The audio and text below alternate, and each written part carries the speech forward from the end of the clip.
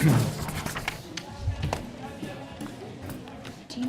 right, good evening. Good to see everybody here. We got a good crowd, and welcome, and thanks for being here. I call this meeting of the Bastrop Independent School District to order. Let the record show that there's a quorum of board members present and that this meeting has been duly called and that a notice of this meeting has been posted in accordance with the Texas Opens Meetings Act, Texas Government Code, Chapter 551. This time, if you please rise for our pledges and a word of prayer. I pledge allegiance to the flag of the United States of America and to the republic for which it stands, one nation, under God, indivisible, with liberty and justice for all. Texas flag. Honor the Texas flag. I pledge allegiance to thee, Texas, one state, under God, one and indivisible.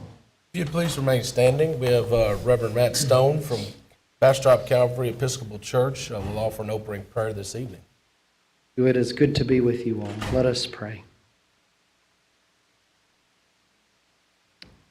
Loving and living God, we give you thanks for the generations who will come after us. In them are the seeds of new life and a bright future. May our schools be filled with learning, curiosity, discovery, and wisdom.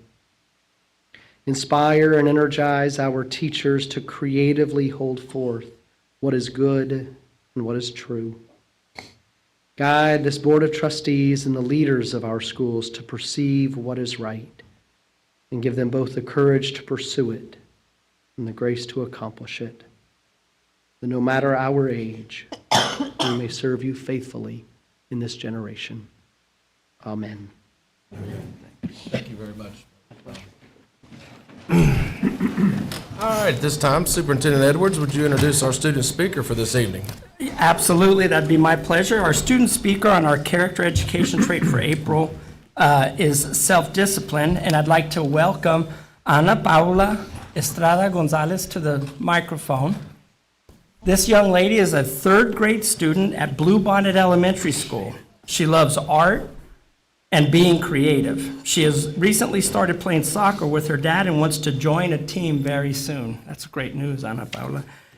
She is excellent at math and thinks multiplication is so easy, in all caps. She is a kind, hardworking student that is an example to her fellow classmates and a true treasure to Bluebonnet Elementary School. Thank you. Hi. Good evening, Basho School Board and Mr. Edwards. I am Ana Paula Estrada Gonzalez, and I am third grader at Bluebonnet Elementary.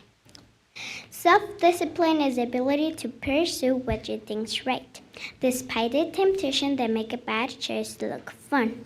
As a kid, this is not always easy, but I want to be a good girl, not a bad girl.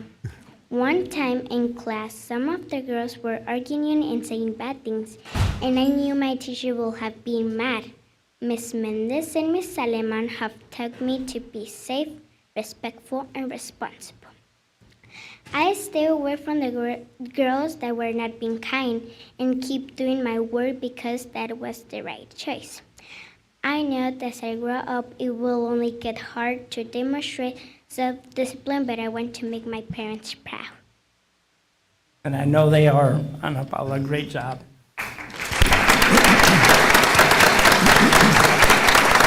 Molly, hold on a second. I think she's going to do it in Spanish, right? Yes. Por favor. Okay. Hola. Buenas noches, Junta Escolar de Bastrop y señor Edwards. Soy Ana Paula Estrada González y soy una estudiante de tercer grado en la primaria Bluebonnet.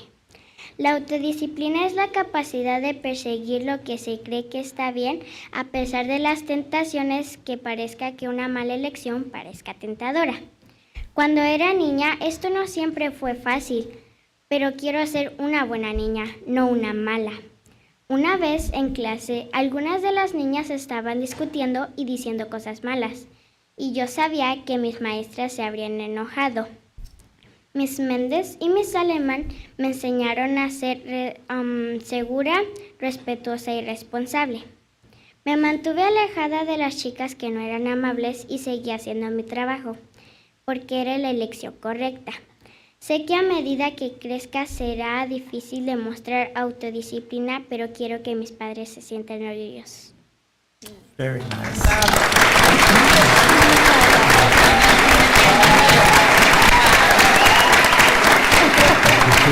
Ana Paula, who's with you tonight? ¿Quién está con usted this evening? If they'll stand up, please. Parents, family, everybody stand up and introduce them to us, okay?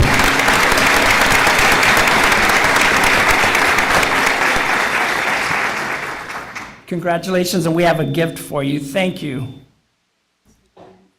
Yes, and Portrait, yeah, she gave me my portrait, very nice. this is the young lady that did Mr. Dillon's January Board Appreciation Portrait. This young lady drew that wonderful art. Thank you. All right, thank you, Mr. Edwards. At this time, we'll go into our recognitions and special presentations. We have the BHS Treble Choir special performance, as well as BHS Choir concert performance. Rachel Woodburn, the BHS Choir Director, is our presenter this evening.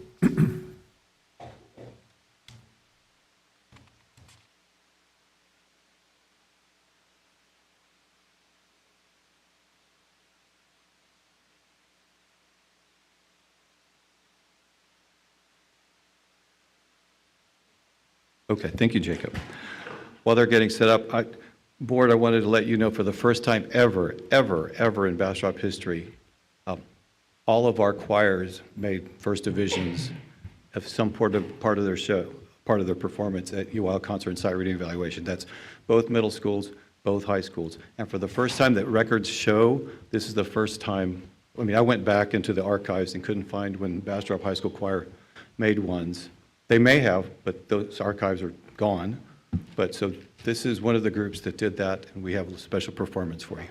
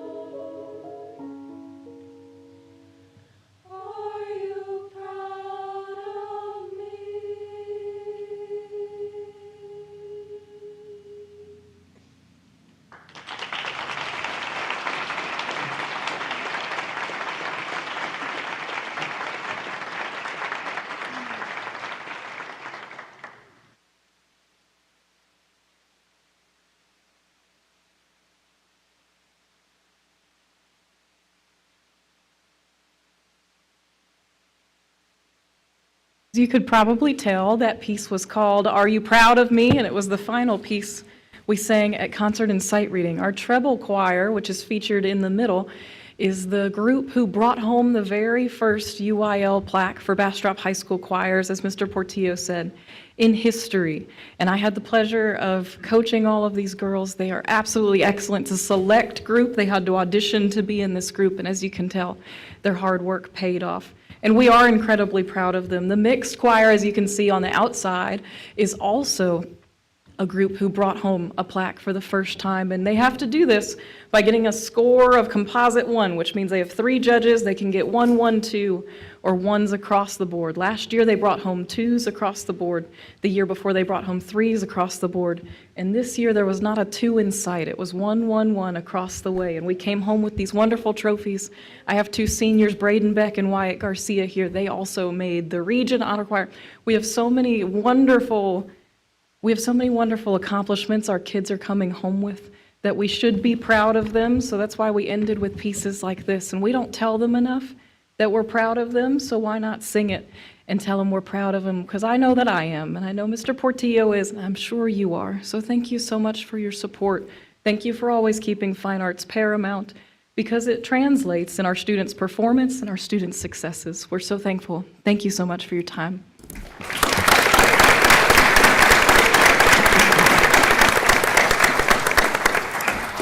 Congratulations, Ms. Whitburn. Thank you for your leadership and dedication and the time and the accomplishments. That's awesome. So, all right, moving along to our BHS choir concert performance, as well as our BHS band concert and sight reading. And might as well read all these. We're also going to go over our Cedar Creek Middle School choir concert performance, as well as our Cedar Creek Middle School band and concert sight reading, and Bastrop High School band concert and sight reading, and Cedar Creek High School choir concert and sight reading. Mr. Portillo, Director of Fine Arts. It's been a great month. Yes, we've been busy. It has been. Next, I want to recognize the choir students and teachers at Bastrop Middle School. So I'm going to bring Ms. Stephanie Rodriguez and Mr. Juan Rangel to the podium, and they can talk to you about their success. Good afternoon. Hello. How's everybody? I just wanted to tell you that I think the key word here for this small group is perseverance. They started with no teacher, then they got one teacher, then they got two teachers. And so as we progressed through the year, they have just persevered and kind of moved on from, just the basics of learning, and then working very, very, very hard to achieve this goal. And so they made 3 ones on stage. And I told the kids, I said, the judges are not writing a whole lot on their sheet. And they said, well, how come? And I said, because it was that good. There's nothing to critique. It was beautiful. They said in short statements, I love this tone quality, all the things that we were trying to learn in class. So thank you for supporting the fine arts programs in our district. This is Juan Rangel. He was the first teacher last semester. And then, of course, my name is Stephanie Rodriguez, and I'm a returning retired teacher. And so thank you very much for allowing me to do that this semester, because I truly have enjoyed myself. And the kids, like I said, they're persevered and they kept moving on. And so they're strong and wonderful kids. So thank you. I appreciate it. Thank you for y'all's dedication.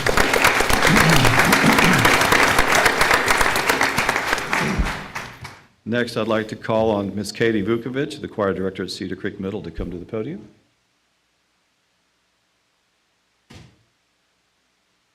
This is her first ever trip.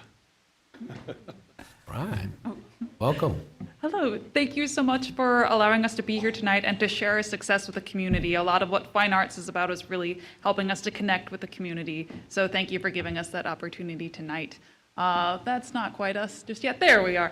All right. That is the Cedar Creek Middle School Treble Choir. This was an auditioned group as well.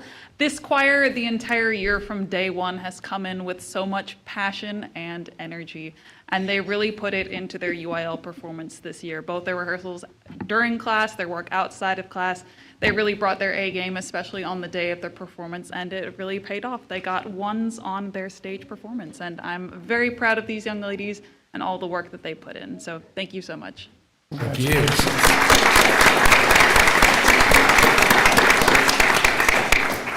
Next, we want to bring forward 2 band directors from Bastrop Middle School, Mr. Alex Ortega, Ms. Ana Sainz, to talk to you about their UIL successes.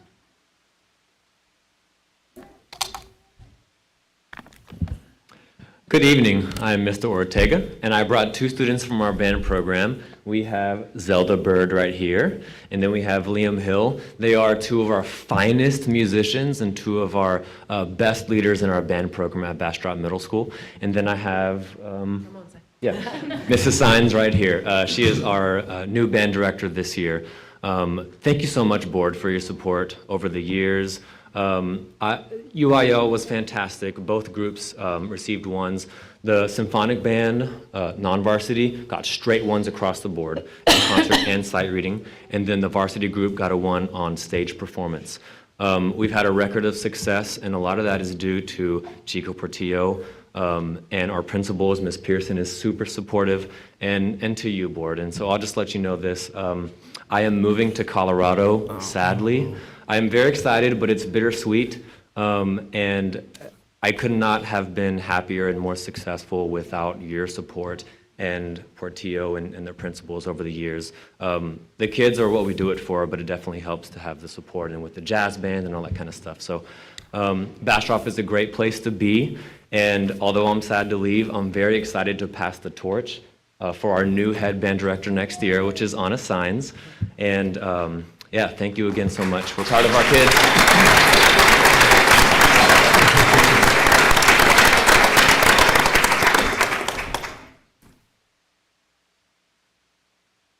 Next, I'd like to ask Mr. Ian McDaniel, Mr. Matthew Garcia Perez, and Alex Arizmendi, I think I saw you here, to come to the podium to represent the Cedar Creek Middle School Band Program.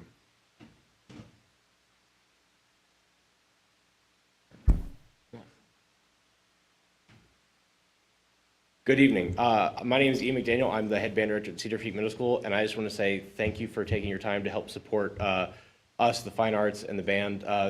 Mr. Arzmendi is staying behind me, and then Mr. Garcia Perez is the band director for the non-varsity group that went to contest, and so I'll let him talk a little bit about his kids and his band. So thank you for your time.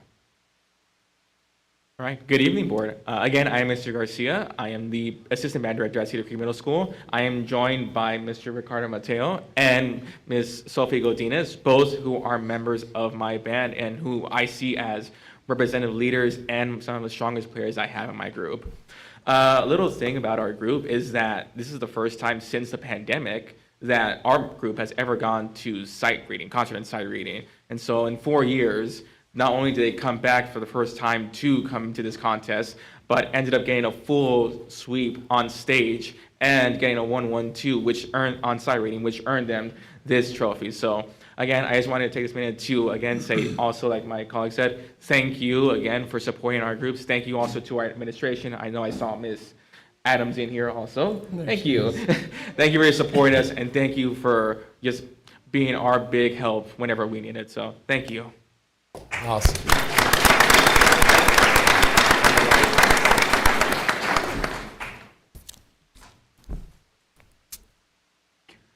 The next group to recognize the Bastrop High School Band Program, Mr. Kenneth Gilbreth, Mr. Jeffrey Gutierrez, directors.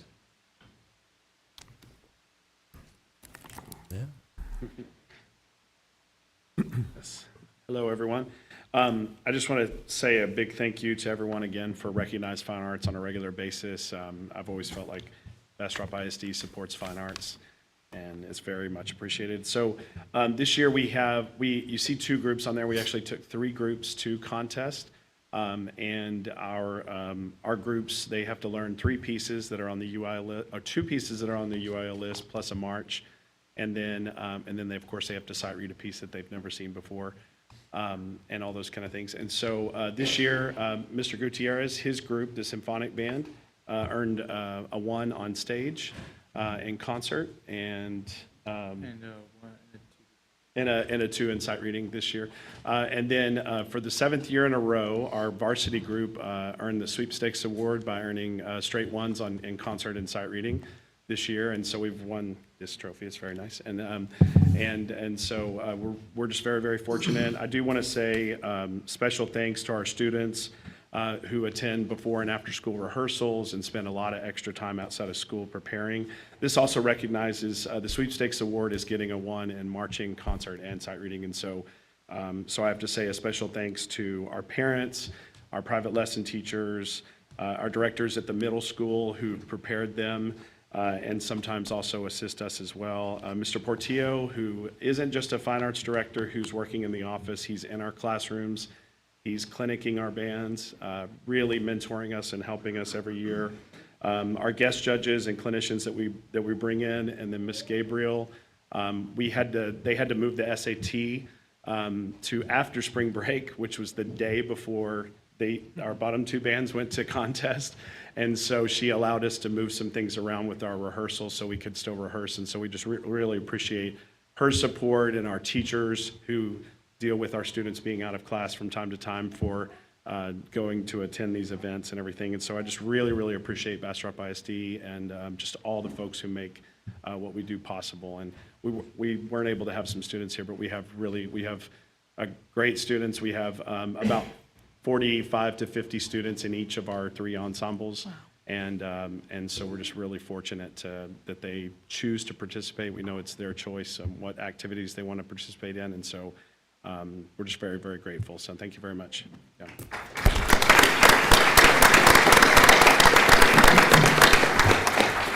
And as we started tonight with choir, we're going to end with choir. I'd like to bring the last group to acknowledge is the Cedar Creek High School Choir. The director is Miss Madison Shortis. Hi there, board. I know you've heard it time and time again, but this is one of the best districts I could imagine working in as a music educator. And I wanted to thank you for your support for the fine arts. I know we have a lot going on, but continuing to support the arts means so much to our students in our community. And I just wanted to thank you for the support that you've offered us so far. The day before we went to UIL, I actually had a visit from my principal, Miss Casey Stagman, and she thought we did really well, and I thought we did too.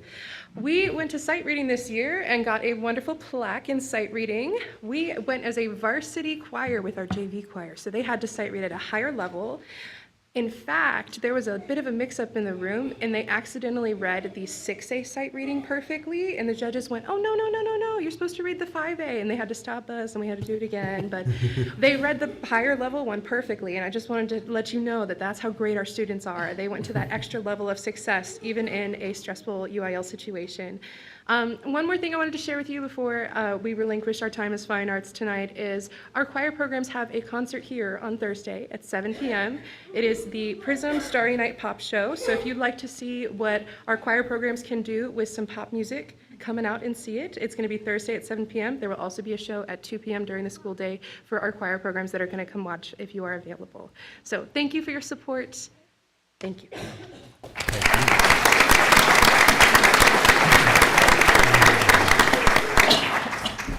A lot of great things going on in fine arts. Good to see that. That's awesome.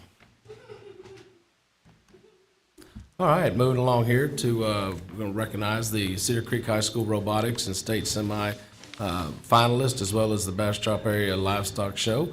Avery Maria, Career and Technology Education Coordinator. Welcome. Thank you very much. Thank you, Board, Mr. Edwards.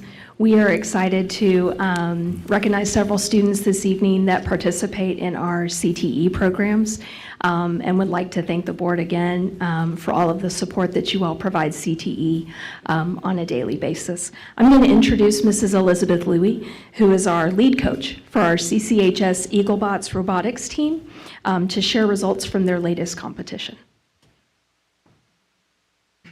Hello, everybody. So just like Avery Barrera said, is we really appreciate the support from everyone in Bastrop ISD. My name is Elizabeth Louie, and I am the head robotics coach for Cedar Creek High School. And so we are very proud to let you know that one of our teams advanced to semi-regionals, and that is team 12-12-6, Athena. And tonight we have our other team, 13-3-29, and their name is Incognito. And they worked very hard to earn the bronze medal at UIL State this year. So I'm going to turn it over to their representative. Hello, my name is Alex. I am the mechanical designer of our team. There's our robot. All right, there. A demo, I love it. So everyone can't see it, but it looks cool, trust me. So we want to give big thanks to the board, of course, and CTE for supporting us, our robotics program. The companies like Accutronic, it's an aerospace defense company. Dovetail, it's a manufacturing company. They helped us a ton, actually. So an example of this is Accutronic with a lot of mentoring. And for example, like the aluminum side plates, the polycarbonate on the arm, hopefully you all know what that is. I didn't know before. So yeah, and Dovetail helped us with a lot of the manufacturing. So the water jetting, the 3D printing, a lot of that stuff, which we did not know how to do before. Yeah, so our team is comprised of me, mechanical designer, James Castle, Julian Llamas, Julian Lopez, Xavier Palmer, Jason Cordova, Oscar Osorio, and Jonathan Houston. So big shout out. I think that's about it. Yeah. Congratulations. I don't want to take too much time. Oh, one last thanks to our faculty at the school, Mr. Euler, Mr. Gilligan, and Mr. Buckler. They helped us cut a lot of initially we had wood on the robot for the side plates, and like you can just see the back is a little jaded, you know, the board can see it. We didn't get to replace that part yet, but it is wood, and they helped us learn so much about manufacturing on the CNC and just woods in general and how to work with that. So you can congratulate them for that, hopefully. Yeah. Awesome. Thank y'all. All right. Moving along here to our Cedar Creek High School girls soccer by district finalist. Oh, I'm sorry, one more. Oh, Area. I might have Area just one or livestock two show. more slides. Okay. We have a couple of snapshots from our Bastrop Area Livestock Show. The images were captured by Melody Beck, who's a former BHS FFA student, and so we wanted to give her credit for her wonderful images. On the next slide, which is our last slide, we wanted to recognize our Grand and Reserve champions from the event. If any of those students or their families are here, if the students are here, if they'd like to come forward, we would love to have them come up. Not sure if we have anyone this evening. Okay, we do not, but these are our folks that had a really great day at the livestock show. And again, thank you for the support of CTE programs.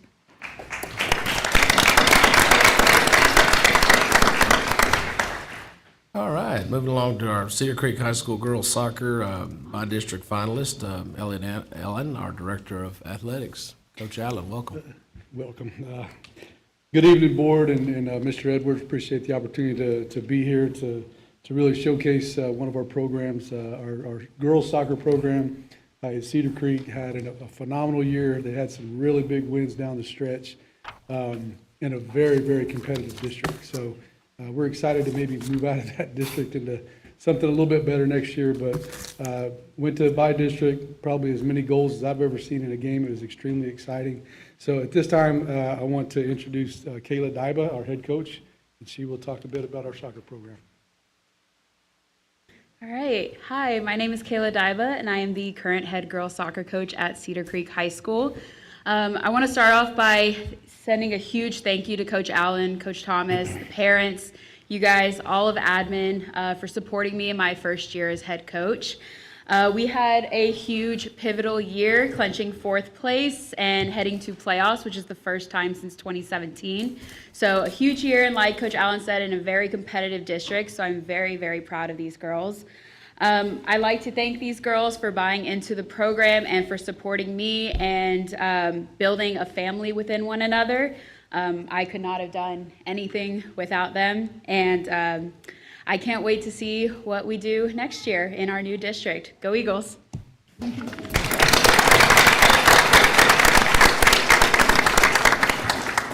Congratulations.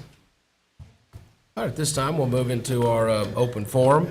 The board encourages comments from citizens of the district or from district employees. Anyone that has signed up and wishes to speak either as an individual or as a representative of a group may do so at this time. The board asks that comments pertain to public education. Remember that the board may not discuss or act upon any issues that are not posted on the agenda. If an issue mentioned is listed on tonight's agenda, the board will defer discussion of the issue until the appropriate time during the meeting. At no time will the board entertain questions from the audience and ask that all audience be respectful of other speakers and presenters.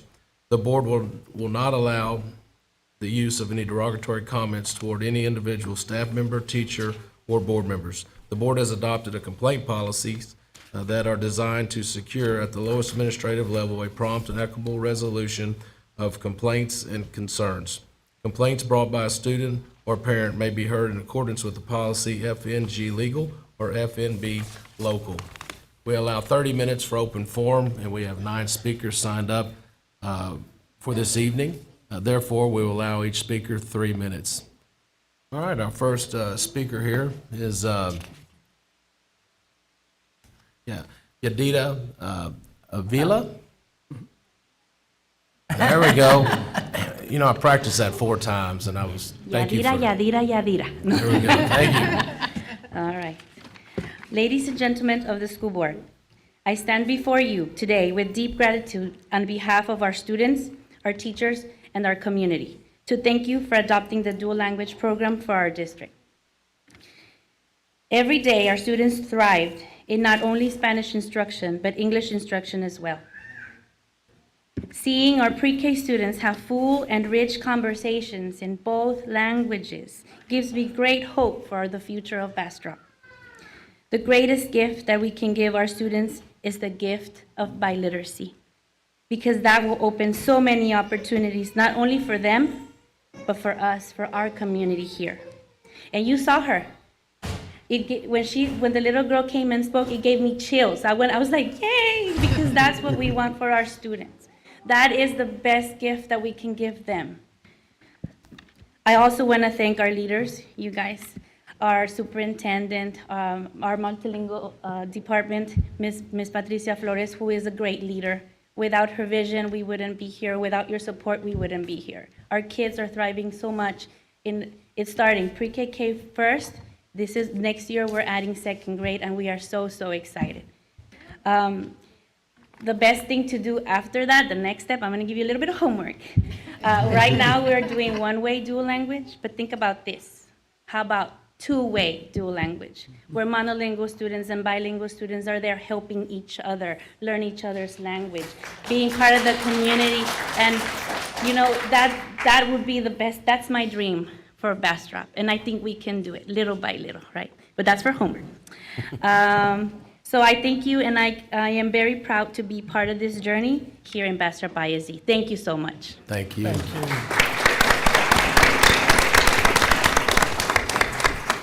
All right, our next speaker is Kayla Russell. Hi, good evening. My name is Kayla Russell, and I come to you tonight as a BISD parent. Today, I'm here to discuss my concerns about the 2024-2025 budget. As we call to make budgetary cuts to programs such as the gifted and talented programs in the MTSS campus behavioral support programs, we call upon our grossly underpaid and overworked teachers to yet take on additional duties by supplementing their instruction with GT cluster groups and asking them to support students with various behavior challenges alone while in a classroom. Not only can this be dangerous, but it can also be completely negligent. Just the other day, I sat and listened to one of my good friends, a fourth grade teacher here at Bastrop ISD, tell me about a student in their classroom who was flipping desks and throwing chairs. And it was with the support of the MTSS campus behavioral team that she was able to safely evacuate her students from the classroom while the team addressed the student and the behavior without any safety issues. And what about our students if we ask them to sit and watch this in a classroom as a teacher is required to disrupt learning and instruction? Which you mentioned previously online in your budget update that we are focused on preserving and protecting classroom instruction and the safety of our schools. So I ask how we're going to be doing that as we take away campus behavioral support as well as the GT programs.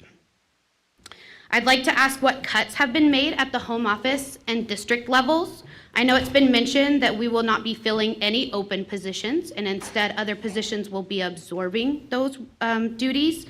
However, I'd like to discuss, if possible, what duplicate or unnecessary roles do we house at our district level that can be consolidated into job duties and other job roles at that level.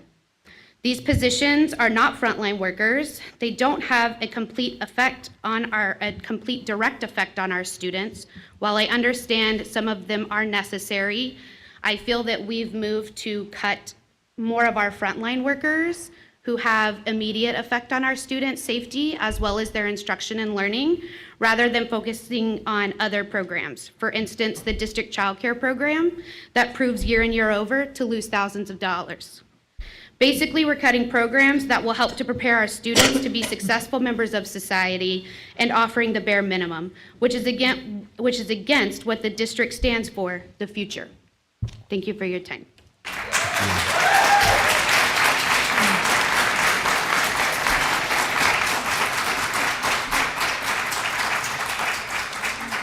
All right, our next speaker is Tony Malone.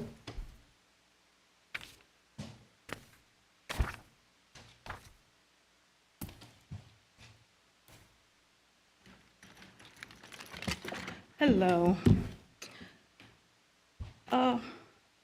When I was a child, there were these optical illusion pictures that everybody loved to look at because when you looked at the picture on the surface, it was different from what you saw when you looked deeper into it.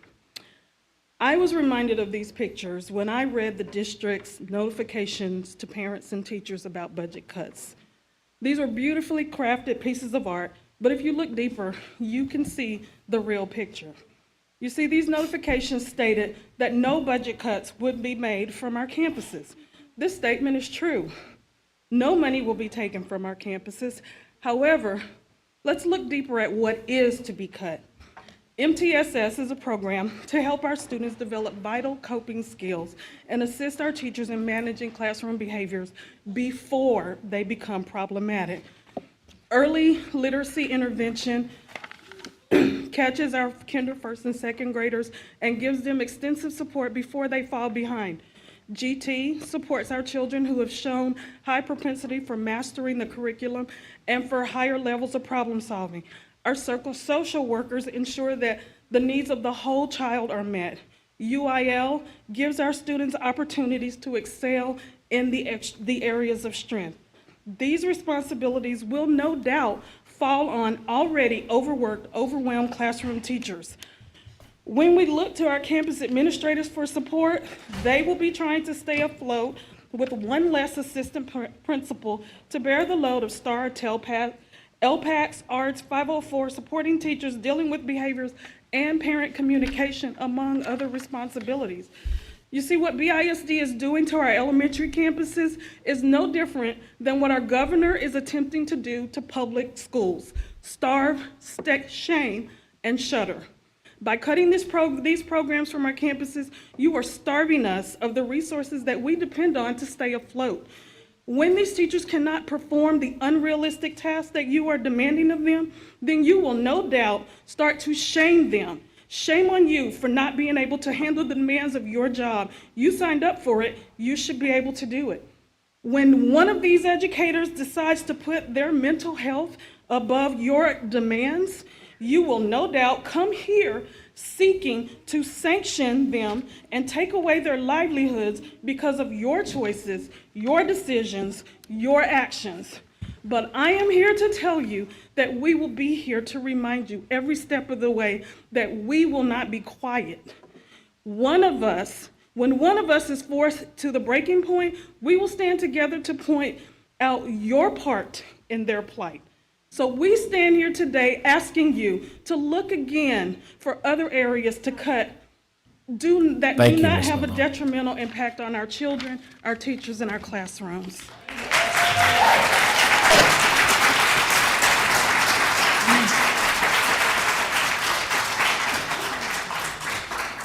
All right, our next speaker is Vicki Schroeder.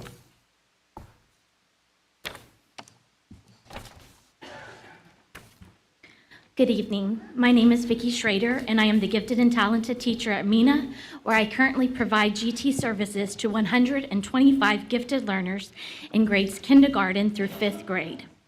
Our current GT program follows a project-based learning model where gifted learners learn about a variety of topics. These projects include guided instruction to build background knowledge, research, independent study, and a culminating product to showcase what was learned.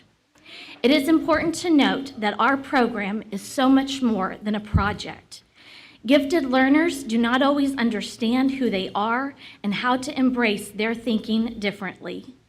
Our program allows our gifted learners to come together with other like-minded individuals in which they can embrace who they are and build a gifted learning family. Gifted learners need to understand that giftedness goes beyond academic achievement. Values such as respect, kindness, and responsibility for words and actions are learned. How to persevere through challenges, how to listen, communicate, and compromise with others are skills to help prepare our gifted learners for their future.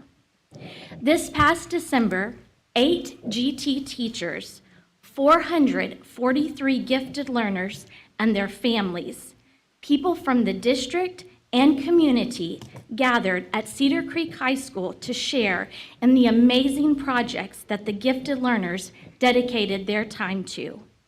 More important than the projects, though, this showcase brought together the gifted learners of Bastrop ISD to show to each of them they matter and they are important. The GT service plan for the upcoming school year is changing because of budgeting. I leave you with one question. Will this plan be able to provide project-based learning, but more importantly, continue to teach values and skills for the gifted learners to be successful? Thank you. Thank you, Ms. Schrader.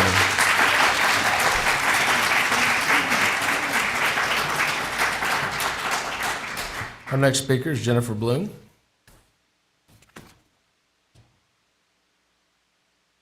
Good evening, ladies and gentlemen of the Bastrop ISD Board, esteemed administrators, teachers, parents, and concerned community members. Thank you for letting me address you this evening.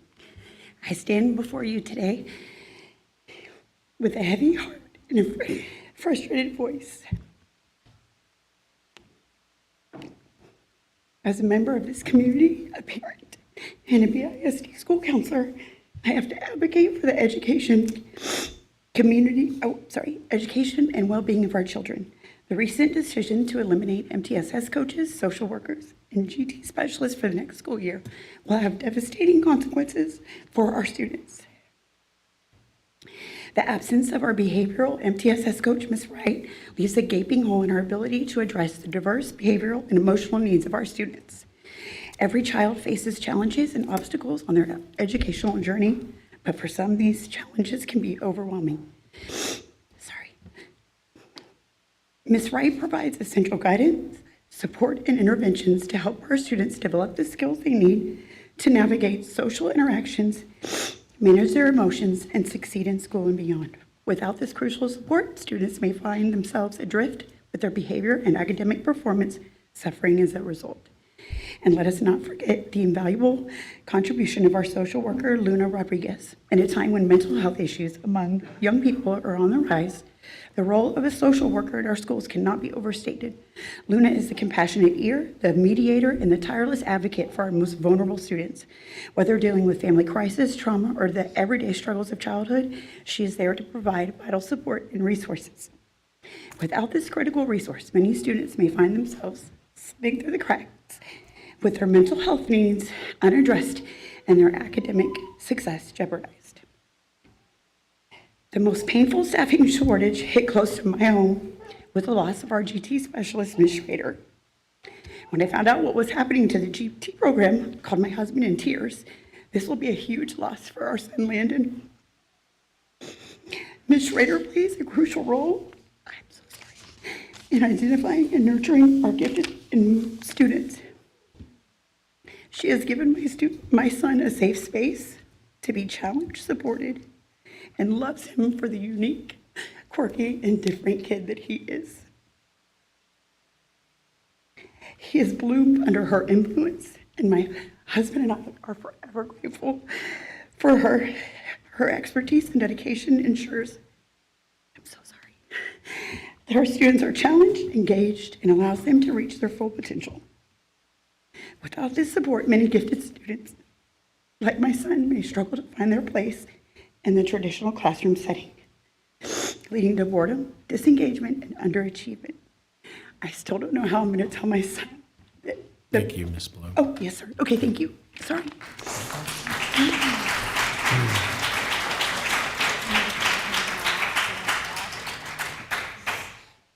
Yes, our next speaker here is Lauren Anderson.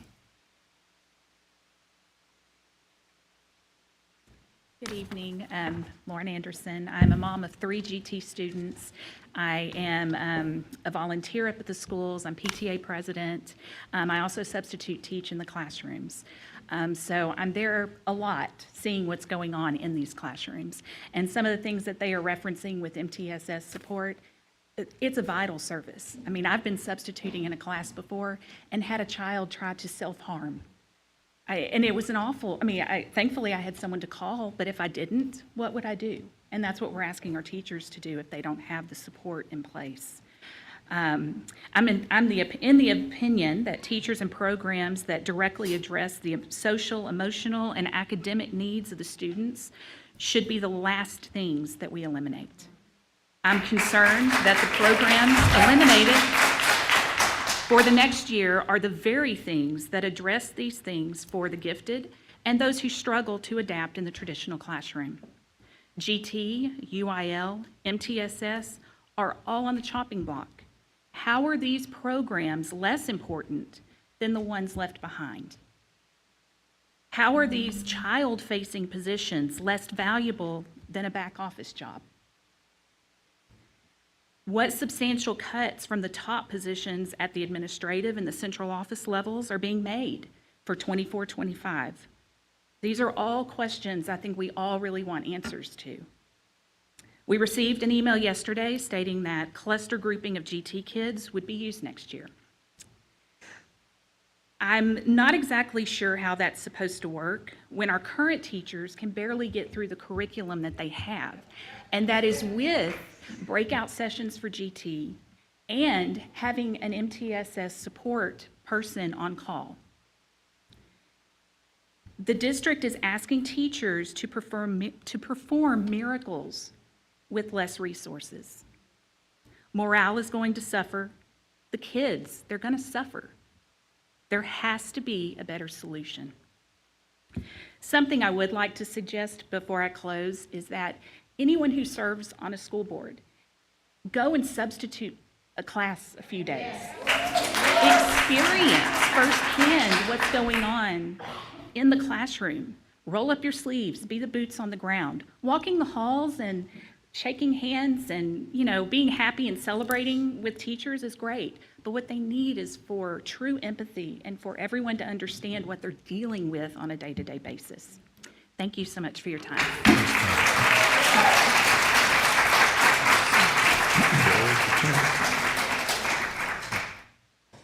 Our next speaker is Carrie Weathers.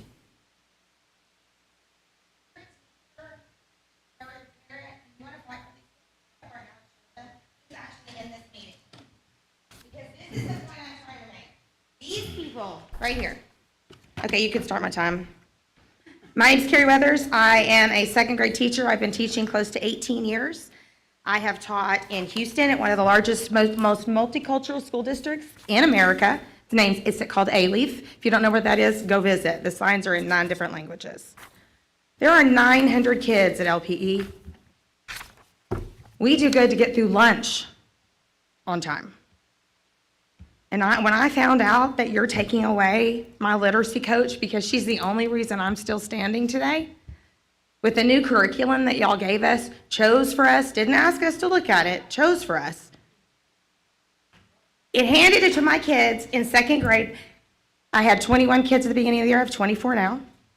Over half of them couldn't read at the beginning of the year. And guess what? Over half of them still can't read because we're supposed to give them the exact same story as a regular ed cut kid, as a GT kid, period.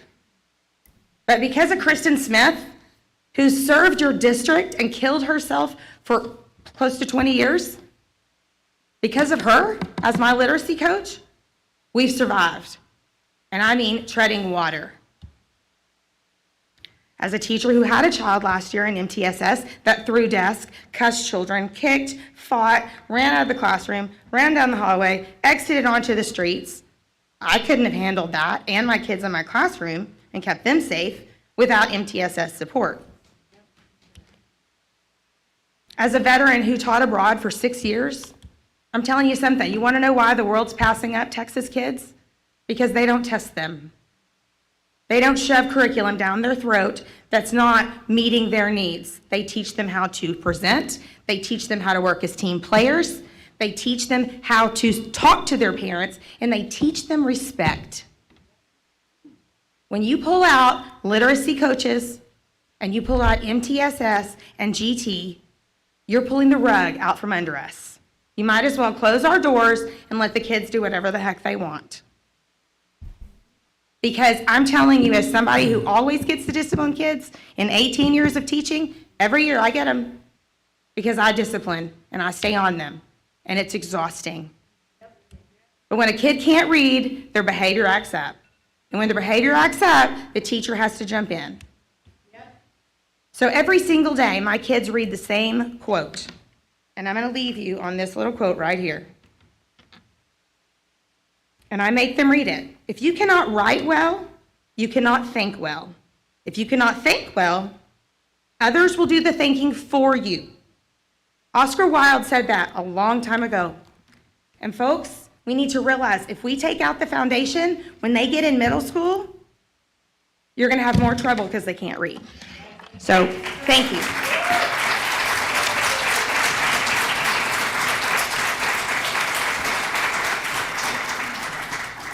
Our next speaker is Jamie Williams.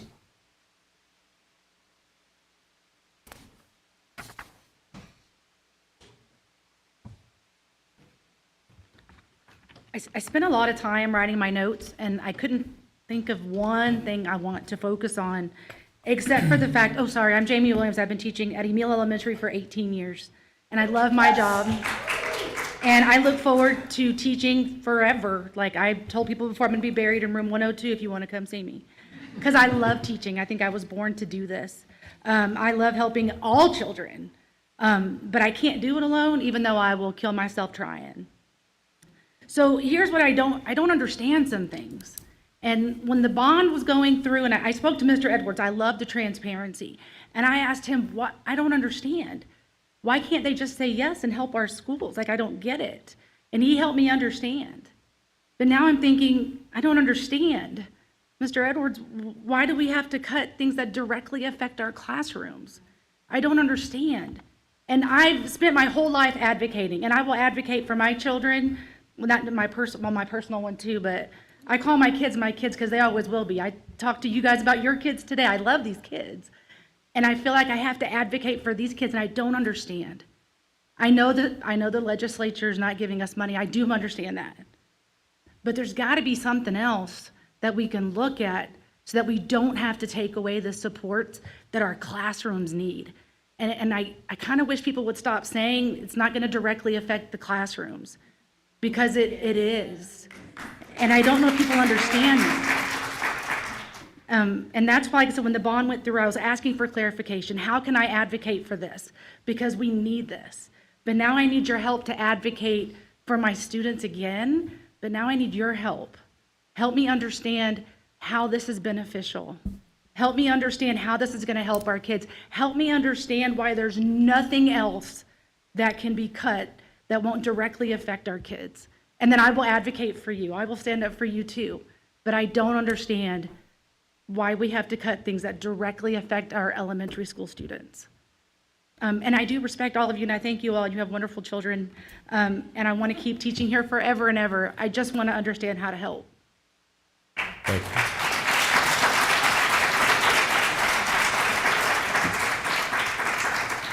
All right, our last speaker for this evening will be Heather Coleman.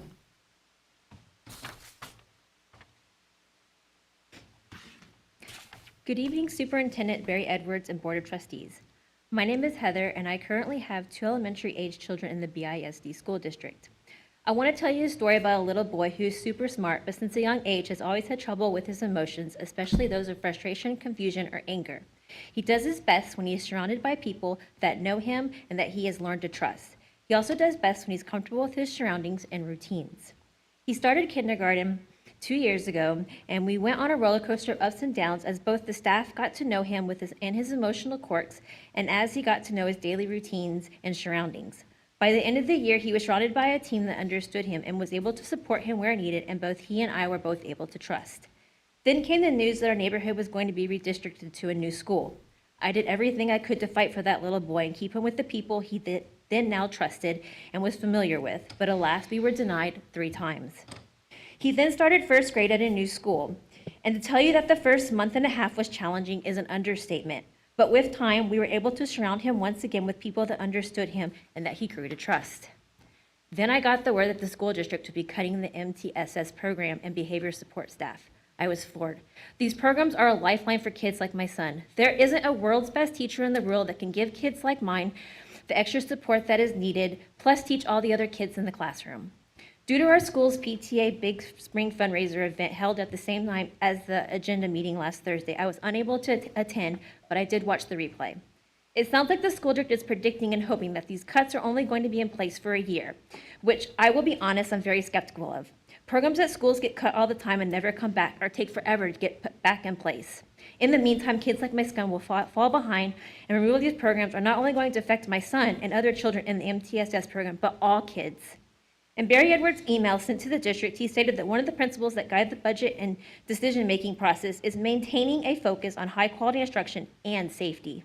Teachers have a hard time juggling everything that they have to accomplish in a day as it is, but putting more expectations on them, like supplementing programs like GT and helping kids with the full range of issues, not limited to behavior issues, is like asking a tightrope walker to balance not just one, but multiple additional spinning plates while crossing a windy chasm.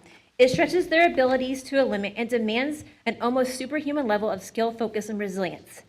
Ultimately, these cuts will affect all children in the school district, and I am strongly urging the board to reconsider cutting behavior programs like the MTSS program and GT programs.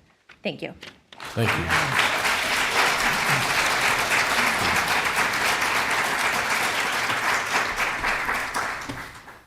All right, that will conclude our open forum. That was all of our speakers there.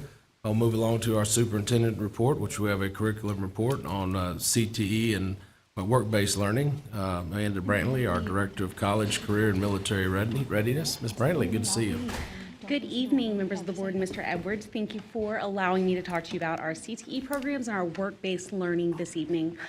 These are programs that I think we're all incredibly proud of, and I love being able to talk to you about them.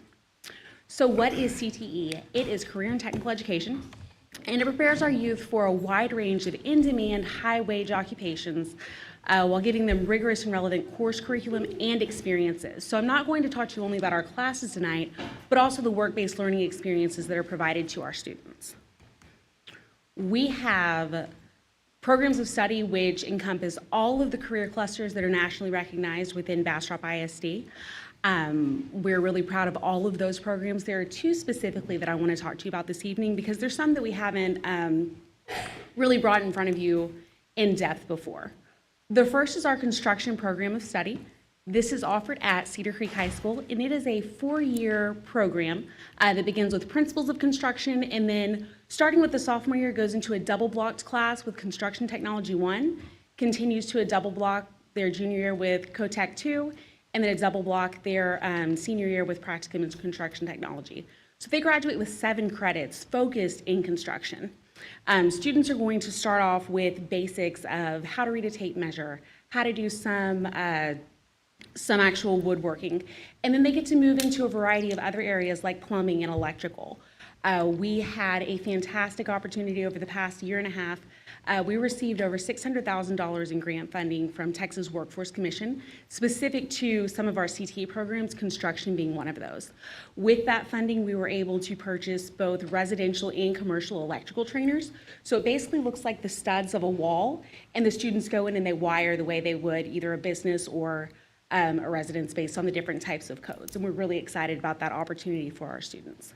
We were also able to purchase residential plumbing trainers with those funds as well. Similar but also different, at Bastrop High School, we have our AgMech program. Applied Agriculture Engineering is what the program of study is called here, and this focuses really in depth on welding. It's a 4-year program of study. Students start in 9th grade with principles. They go into Ag Mechanics and Metal Technology, followed by Ag Fabrication and Design, and rounding out with Practicum in Agriculture.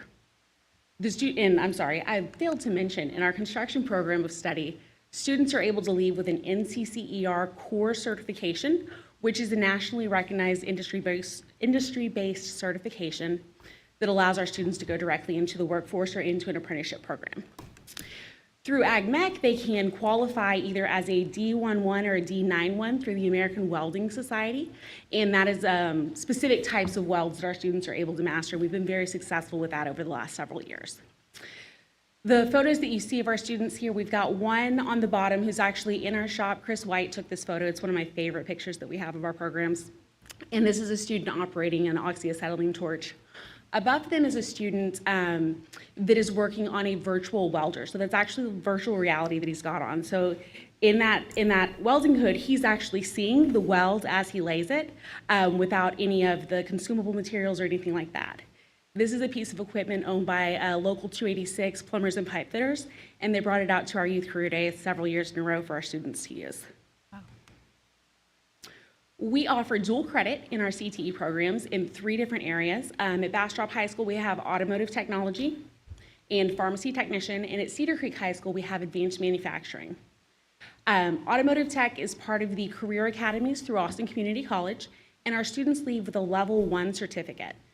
Farm tech and advanced manufacturing are both part of our P-Tech programs at our 2 high schools, and those students will also leave with a level 1 and then a industry-based certification.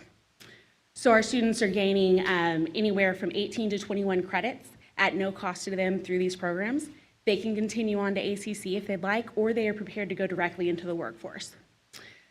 We've got great partners that come along with all of these programs. So for pharmacy tech, we've got Ascension Seton.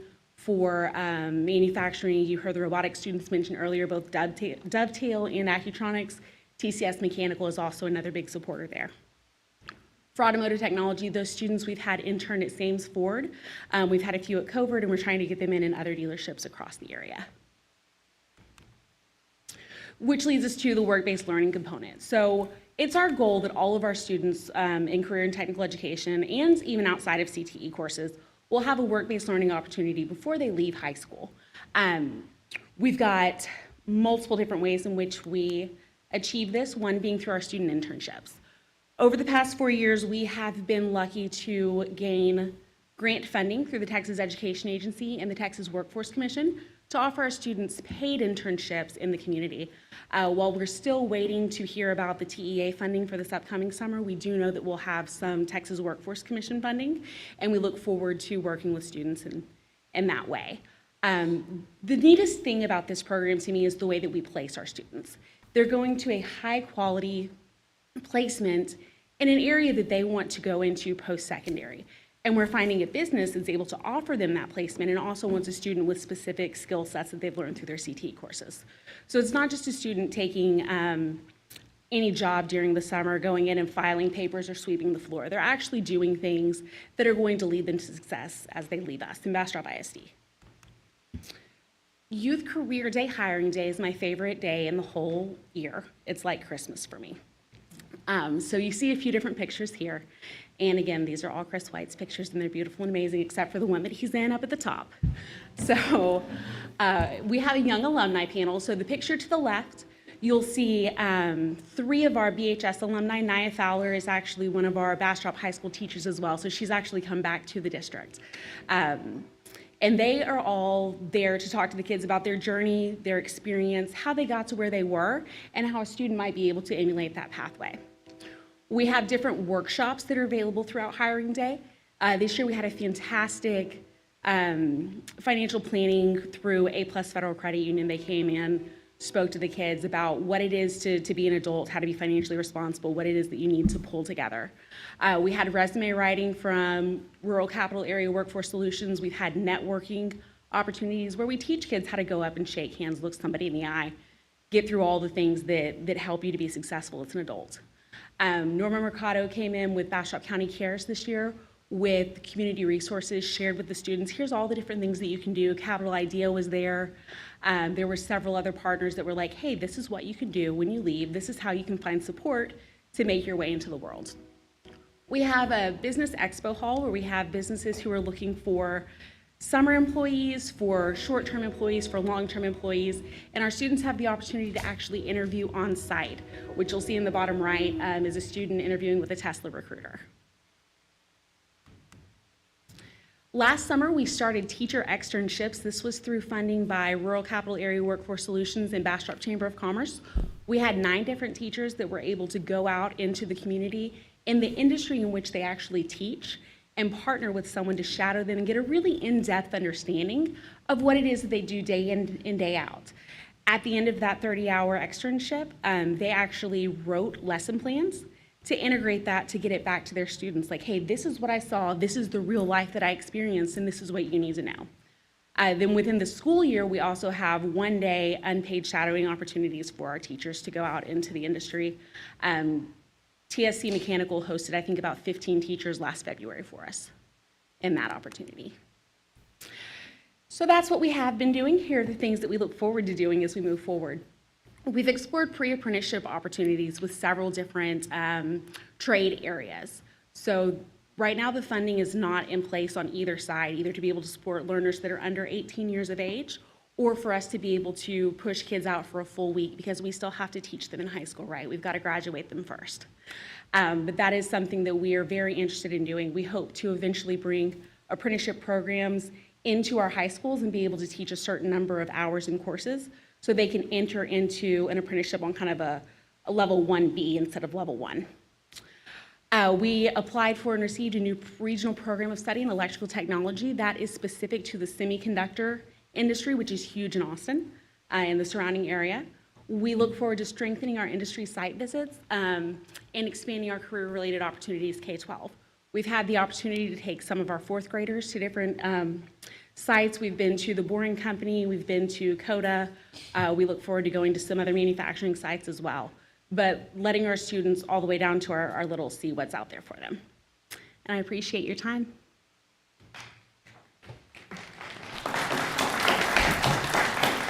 All right, any questions from the board for Ms. Brantley? Thank you for being here, appreciate it. All right, moves us along to our financial report, delinquent tax report. With us tonight, we have Noe Reyes, an attorney with McClary, Veselka, Bragg, and Allen. Mr. Reyes, good to see you. As you can tell, we need some money. Did you collected us some more? Thank you. I think so. Good evening, Mr. President, Mr. Superintendent, and members of the board. It's always good to be here with you all. I've got some very positive information to report. And as always, it's good to be at least a small part of the many great things that are going on at Bastrop ISD. I'm joined tonight by Tacy Zellhart, who is one of our attorneys, and she helps over at the tax office with the day-to-day issues over there. So we're grateful for her. And with that, I'll go ahead and get started. This won't take long, although I think you'll find it informative. And at any point, if you have any questions, please ask. If we can, let's start with page 3. There are several ways of measuring collections. We're going to look at a few of those. And like I said, we'll make it brief, but we will also be thorough. The first category we look at is what we call total revenue from tax collections. Okay, this is a combination of current year taxes plus delinquent taxes collected during the fiscal year for all tax years, plus penalties and interest as a percentage of your adjusted annual tax levy. We measure fiscal year collections with this. If you'll see now, why do we start with tax year 2022? Because 2023 tax year is still in the process of being collected, and we won't measure that until the end of the fiscal year. So we begin with tax year 2022, and fiscal year ending 6/30 of 23. We had an adjusted tax levy of $94,242,000. Total current and delinquent tax collections were $92,133,000. Penalties and interest collected was $1.230 million, and total revenue from tax collections was $93,364,000. That gave us a percentage of 99.07.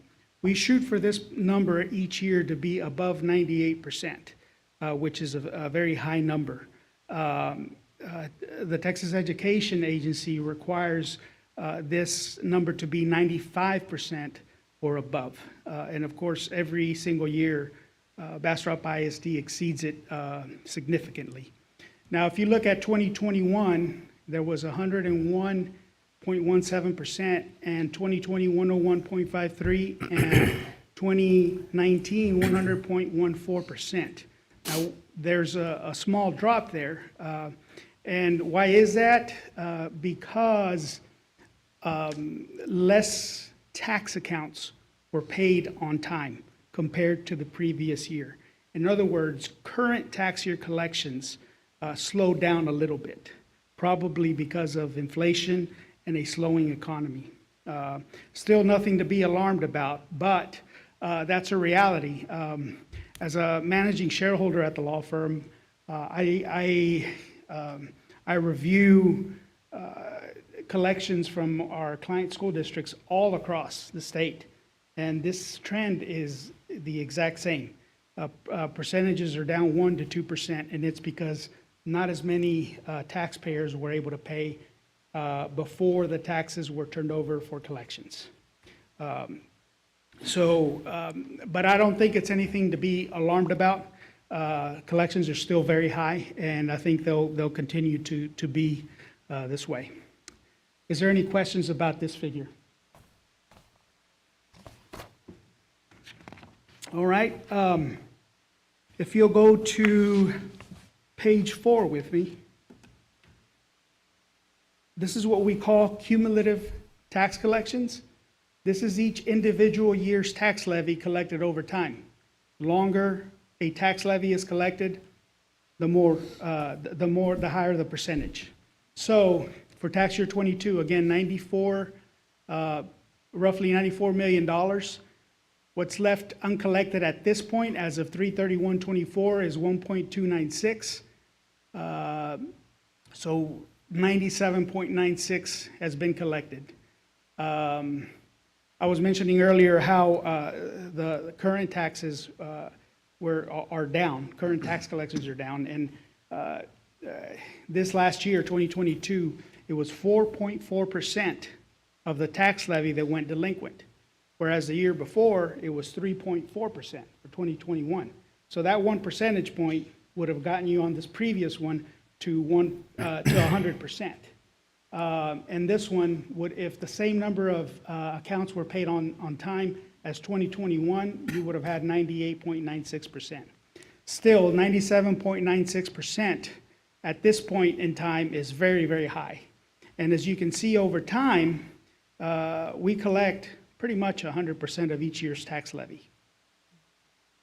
So this is, again, just very, very high collection rates. Are there any questions about this?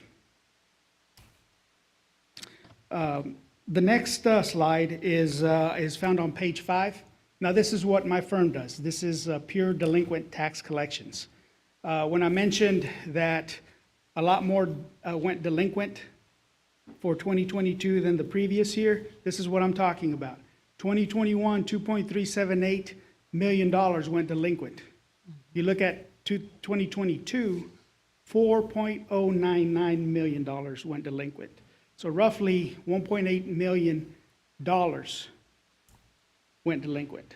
And that's that 1% difference, 1 percentage point that I was referring to. Still, in roughly 9 months of activity, we've collected 53% of that 4.099 delinquency. The tax remaining due is $1.926 million. I shoot for that percentage to be between 50 and 60% the first 12 months, and I think we're a little bit ahead of schedule. We've got 53% in only 9 months of collections. Are there any questions about this particular figure? No, so Yeah. the money that's not collected, how does that impact our district? So are you talking about the money that's not collected during current year collections? In general, the money that is not collected from taxes, how does that impact? I mean, we have a huge budget crisis, so the money does that impact our budget, or how does that? So you usually collect 99 to 100% of the levy the first, during the fiscal year. Okay. And you normally budget less than 100%. It's probably, 95, 96% that you budget at. So it doesn't affect your ability to meet your obligations. Okay. Even in a year where we collected 99%, still doesn't affect your ability to meet your obligations. your delinquent taxes are very, even though they seem like large numbers, relatively speaking, and I'll talk about that here in just a second, it's just a very small portion of what we're talking about. So at least since I've been working for Bastrop ISD, I haven't seen collections affect your ability to meet your obligations. Okay. I don't think so. It's green, not the red. There you go. Percent even for collections. However, when it goes to penalty and interest, the interesting thing about the collections is it doesn't run through the template, so it's not equalized. It's free and clear. So the more we collect in penalty and interest, the better it is for the district because it doesn't run through the template, so it doesn't get equalized by the state aid. Okay. It's just, we get to keep it. In delinquent, if it's in the same year, it runs delinquent, they pay, the taxpayers would pay interest on that, but it's not considered penalty and interest, and it would still run through the template. So the more you collect in collections, your state aid would drop. But with penalty and interest, that's not the case. Okay. And one thing I think to remember too is that the money that the district imposes in taxes that gets collected, we don't keep it all. That's right? correct. I mean, the state gets it and then redistributes it according Right. to all We're the held districts. to a 2.5% property value increase. So they effectively will lower the tax rate so that we cannot collect additional. But when it goes to penalty and interest, this is what NOE does for us. Does not run through the template, and we just get to keep it outright. So. And just for your information, again, going back to one of the slides, 2022 penalty and interest collected was $1.230 million. So the penalties and interest are designed to help school districts exceed their budgeted amounts and in a way that doesn't hurt school districts. So, yeah. Thank you. Yep. I have one more thing to share with you here. And this is everything, this chart represents the full amount that is currently unpaid in taxes to Bastrop ISD. It's 4.170 million, which is of course a lot of money to all of us, right? But let's give this number some perspective. This number goes back delinquent as far back as 20 years because of what we call tax deferrals. A large portion of this 4.170 million is in tax deferrals, represented by the teal version there. Tax deferrals currently are about $1 million of that $4 million. Tax deferrals are when an individual that is 65 or older or meets certain disability qualifications applies for a tax deferral on their principal place of residence. When that is granted, then collections completely stop. And sometimes those deferrals last 20 or 30 years.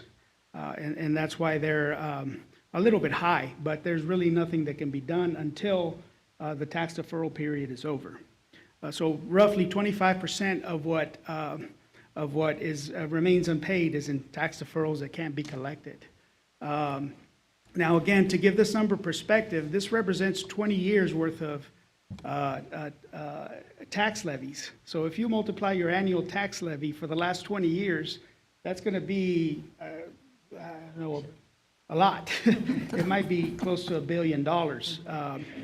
So $4 million as a percentage of that number, whatever it might be, that's very, very low, especially when a number of deferrals is at 25%.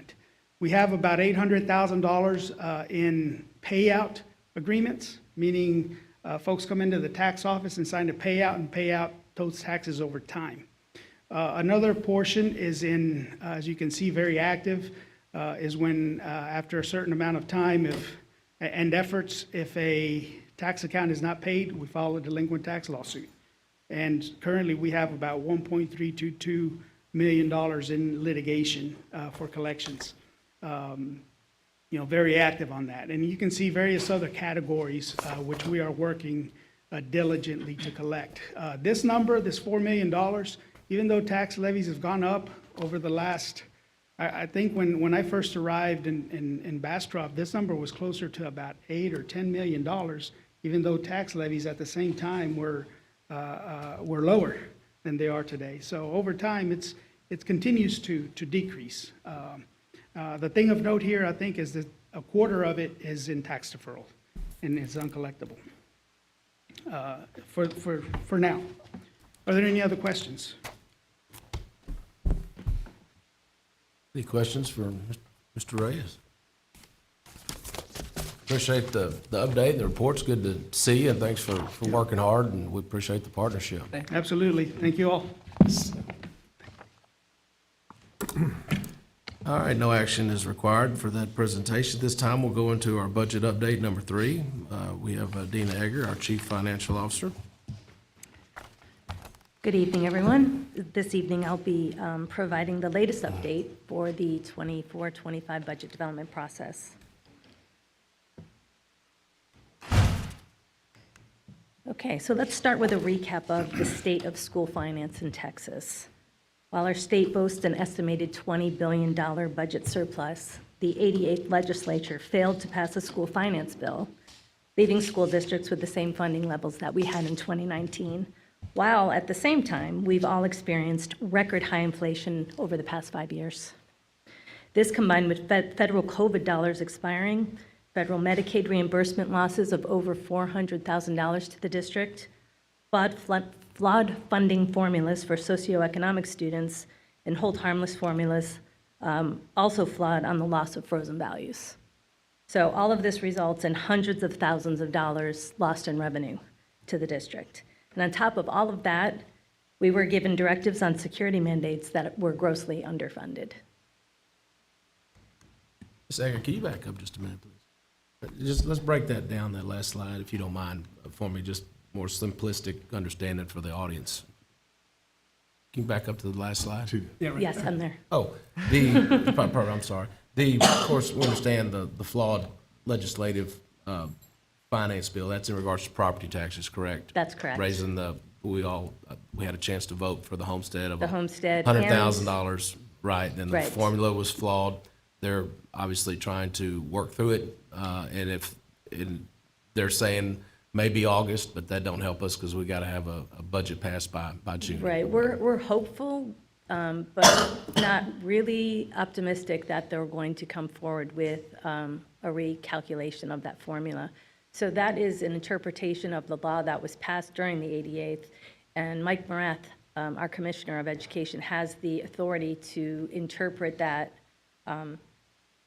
funding formula, and we believe that it's interpreted incorrectly, and a bunch of other groups, experts that we work with in school finance also agree. Yeah, and that's something that through the appraisal district locally, we filed an appeal, which starts We that did. process and things like that. So those are things that we've been doing behind the scenes. This inflation exceeds 20% on the basic allotment. Can you break that down just for the audience, what that means? Sure. So our basic allotment had been static since 2019. We have the same exact funding formula, and the only way to get new revenue is to have enrollment increases.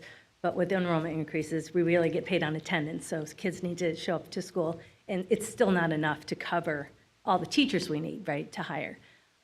Inflation has been 20% since that same time frame. So, I mean, it's, when you combine the two, flat revenue and then inflation, all of our expenses are going up. Right, You know, payroll, and- everything, right. Yeah, and all of our teachers' expenditures are going up as well. Right. So it's, it's a double whammy. And the ESSER funding expiring, these were grants that we got during COVID that we knew were 3-year grants. That's correct. And that the positions that we offered for those grants, they knew that those were 3-year grants, of course, hoping that we wouldn't be in the financial situation we are not today, in a recession, being able to continue that, but obviously with some of the other things on this page, we're in this $8 million Correct. shortfall. We were hopeful that we would receive new funding in this 88th legislative session, with the heels of the ESSER expiring.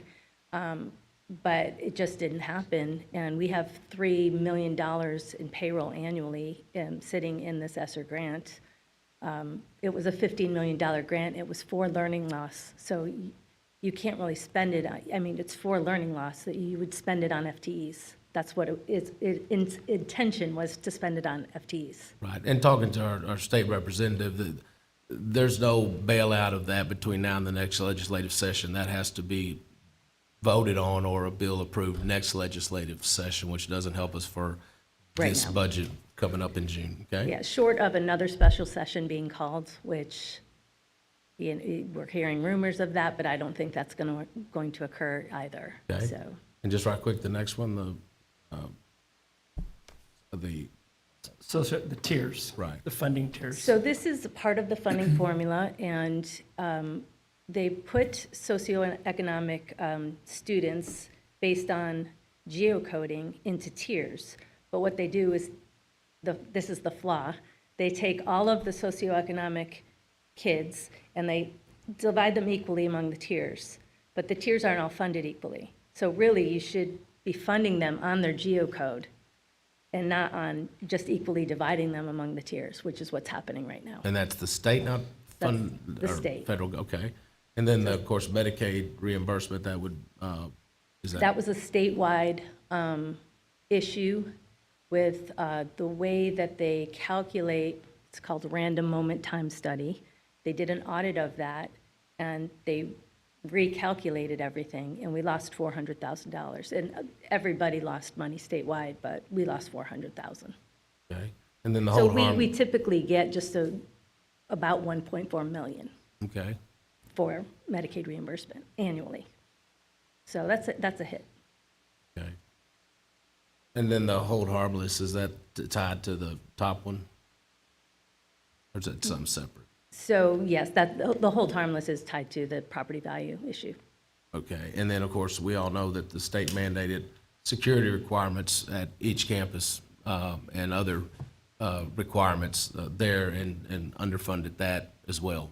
That's correct. And so we had to go and meet those requirements, put in a plan, and we still are working for asking for exceptions and this and that. And so these things that you have listed on this slide here are affecting every single school district in the state of Yes, sir. Texas. Okay, thank you. I just want to explain to the audience Sure. that we get into Absolutely. acronyms and different things, and it can get confusing. Mhm. Trying to get some answers for some of the speakers. Absolutely. Okay, so given all of that, we began our budget process with our initial budget assumptions. We're estimating 11,915 students in average daily attendance, which is up about 3.4% over current year. Early property value estimates are up over 6% at $8.46 billion. We're currently estimating our total tax rate at $1.0679 compared to $1.07, so a very minor decrease. We're modeling a compensation increase of $2.4 million. Elementary number 9 startup at about $82,000. ESSER payroll absorptions and reassignments of about $1.2 million. And then we have 3 additional CTE positions in there for new middle school programming. So we're not making any major reductions to staffing, but rather filling vacancies and growth positions by reassigning existing ESSER-funded teachers and staff. Our efforts have remained totally committed to our teachers during this process. Okay, as we take a deeper dive into average daily attendance compared to other surrounding districts, you can see that in our pre-COVID years, our average attendance is lower than most districts, but this also has a direct correlation to our socioeconomic status, especially when looking at districts that have 70% or more economically disadvantaged students. But when comparing this year's attendance to date, we do outrank 4 districts, and if you look at only the second semester, we're outperforming 6 districts. And I will tell you, I just received the 5th 6 weeks attendance rates, and they're awesome. They've gone up, and they're pulling everything up, so it's good news. And this is something that was discussed the other night in depth about what other measures can we do from the classroom level, taking attendance to the attendance clerks, trying to make the adjustments, and then even looking at the the eclipse day on Monday, we had elementary schools at 42%. That's correct. I mean, And it's we're just, filing a that waiver kills for us, that. and we lose money. And so that's what's tough. So we need to do a big push and try to make the proper changes to not only do things accurately, but to campaign and try to get the community behind the importance Absolutely. of being at school. So to put things in perspective, and I think this was in a communication that went out, if we were back at pre-COVID levels, that would mean $2 million to the district. So it's substantial. But the takeaway on this chart is that we're starting out with a disadvantage, but we're faring as well, if not better, than most districts that have a better advantage over us. Okay, our next chart is our tax rate history over 10 years. So as a reminder, as property values increase, the tax rate will continue to compress. So since tax year 2018, the district has lowered the tax rate by 37.3 cents while passing a bond election in 2021 and selling bonds, and then again in May of 2023. So moving into our current projections, we are forecasting revenues around $128 million. This includes tax collections and other local revenue, state aid, and then some federal revenue, which is mainly that Medicaid reimbursements that we just talked about. Our expenditures started out including all of the ESSER payroll, which is that $2.9 million, plus the additional payroll assumptions that we just discussed on the other slide. Our non-payroll is comprised of utilities, operations and maintenance, transportation, and all of the things that it takes to run the district. We assumed a 3.5 inflationary factor on the non-payroll items. So at the onset, we were starting with a deficit of almost $8 million. The non-payroll items, what would that be considered, non-payroll operations? So like utilities, transportation, operations and maintenance, since we've gone in-house now. Gotcha. All of those things. I think it's good to explain to the audience that's watching and that's possibly here. We really have two budgets: maintenance and operations, which we get those monies from property taxes. Correct. Correct. And then if the voters approve a bond, that's a separate tax that pays the debt on any new construction or things like that. But you could also see in past slides to open up a new elementary. Okay, just this year is over $80,000. Right. Just to open it up, to get the principal hired, to get things going, and then when it does open up, then you have payroll and everything else. And so it's, there's been some folks go, man, you're building great schools, can't you cut back and shift it over in the classroom? You can't do it. The state does not And the allow you to overhead do on that. your campuses, right, you have, your principal, your APs, your counselors, your nurses, that's all extra times two. And none of that can be paid for out of interest and sinking. Right. I mean, and so. Yeah, that's all absorbed in this budget.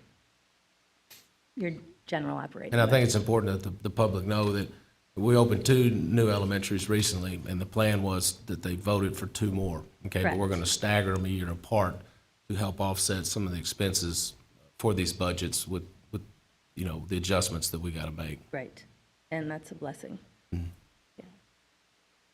Okay.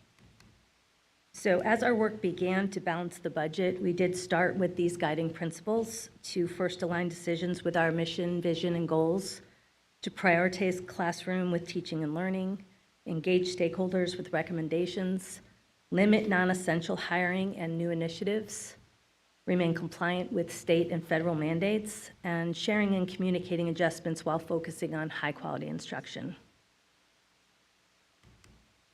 So this next slide itemizes our reduction and efficiency plan as of last week. We have asked departments to reduce their budgets by 15%. We have not reduced campus budgets. We eliminated several software packages. The position freezes and changes are mainly at the service center. A few involve reducing some full-time retiree hires through attrition. We're not asking anybody, retiree hires, to leave. As they leave, we'll backfill them with just certified teachers. The retiree hires do have, they come with a surcharge from the state that's very expensive. Okay, we'll pause UIL activity at the elementary and pause convocation for one more year. I mentioned in a previous presentation that we'll prepay some expenditures out of this year's budget where possible. We'll also maximize grant funds where we are able. We're going to offset some major maintenance, mainly HVAC to bond because it is in scope. We've reassigned some ESSER positions, and we'll utilize some fund balance in various funds, including the fund balance we assigned for economic stabilization 2 years ago in preparation for the expiration of ESSER funding. So after all of that, we have less than $200,000 to close the remaining gap. Mr. Edwards, I know you know this, but I was a substitute teacher for a period of time while I was going through graduate school. And I know it's tough to not have some of these folks on the campuses as far as the ESSER funding. Tell us what happened with those positions. So when the ESSER funding came and we were charged with closing the gaps, educational gaps, we had that money available to us. So what we did is we designed the MTSS program in an effort to help support the classroom teacher. When we talk about reducing and we're not affecting the classroom teacher, what we're saying is we're not raising class sizes, we're not taking anything out of the classroom. We're gonna have just as many teachers, all the teachers that we need. So we created the MTSS program as a support. We are returning to the GT model that we used to have prior to COVID, which is the cluster grouping. But since we had the money, we thought this would help accelerate and close the gap. And so we funded that. And then the early literacy was a direct response to the learning loss that children had during the time off while they were at home online learning. We brought that in as a boost, to accelerate it. We knew it would end. Our plan always was with that stabilization and new funding that we'd be able to carry it on, but unfortunately, that's not what happened. Thank you. And I know that this board has challenged Mr. Edwards and his team to review every single thing that's out there and possibly give us some options of not filling some key positions, even a cabinet position, even some assistance positions, anything we can, any type of programs that we have that aren't effective, if we can't get out of them, if we're not in a multi-year contract with them, anything that we can eliminate, okay? And this is something that happened in 2012, and it was tough. It looked a little different, but it was tough. And so, and we're also talking, I know Mr. Edwards does it through Region 13, and I do it through some other colleagues with other districts. What creative things are they doing? Or just any ideas. So we're trying to exhaust all resources. This budget update is number 3. You said we have how many, Ms. Edgar? So we'll have one more budget update and then the budget adoption. Okay, and that'll be in June. And we're pushing that off to the latest we can. We are. If we push it off any further, payroll stops, and nobody wants that. So anyways, but, and we appreciate the feedback, any comments, any ideas, please shoot a email to Mr. Edwards, ask questions, please. Okay, so our next steps involve continuation of reassignments and filling vacant positions. I will say all 26 ESSER-funded positions have been filled. They've found a seat in this budget. So that they're all situated. We'll monitor any funding formula changes through the finance template for potential revenue updates. Again, we're hopeful, but we're not optimistic, but we're hopeful that a change will be made. We will lock in those healthcare increases in early May. Right now, that's an outstanding variable. We're modeling 4%, but we'll have that number here shortly. And then we'll look for additional efficiencies in revenue sources. Finally, we'll analyze enrollment and registration numbers throughout the summer because that does have an impact on funding. So looking at the timeline, we'll receive those official preliminary certified values from the appraisal district at the end of this month. We'll present our proposed budget to the board in May at that 4th update. We'll publish our required notice in the Bastrop Advertiser the weekend of June 1st, and then we'll hold that public hearing for the budget adoption on June 18th. After that, we then get our updated property values from BCAD on July 25th, which then determines our tax rate. We'll present that to the board in August, and then we'll hold the tax rate hearing and adoption in September. And with that, I am happy to answer any questions. Any questions from Ms. Yeah, I have Hager? one question. On that last slide, you said, can you go back to that last one with the calendar stuff? Yeah. It says August 5th, the compressed tax rate. On the slide here, I guess it was the fifth slide, you had the total tax rate over the last 10 years. Mm-hmm. Because this is a question that I've gotten, and you had 1.070. That was what we agreed to. There it is. Thank you. Yeah, the second to the right there, 1.0. But then you have 1.068. So I guess the question has been brought up is why are we lowering the total tax rate if we have less money to deal with? If that makes sense. Well, that is due to tax compression. That's the compression that you keep mentioning. Correct. Yeah. So we are only allowed to grow by 2.5%. So what happens is they compress the tax rate to effectuate 2.5%, because that is the maximum we can grow. So they dictate our tax rate. They do. So then why do we adopt it? They tell us what to do. So you're saying, in plain terms, they tell us what to do and we say, okay. Yeah. And there's very strict rules around tax Yeah. rate adoption as well, so it's very particular. I mean, as you all know, we could go to the voters and ask for pennies for increases, but again, that's not much control for us. Yeah. That makes sense. Yeah. But this 1.0, and I assume that's what you think the number's going to be. That's why you threw it up there. That's what we think it's going to be in the template, short of any, again, formula changes.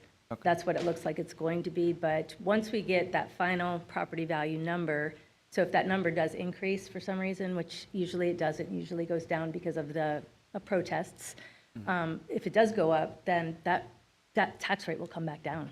We'll compress further. Okay. Dr. Mitch, you can add that to the list of safety and security that we're told about, and masks and everything else that, Yeah. right, that's, Required, yeah. yes. And the thing with this compression, it goes back to that hold harmless question that you were bringing up in the first slide. Ideally and technically, as that compresses, they're supposed to hold you harmless.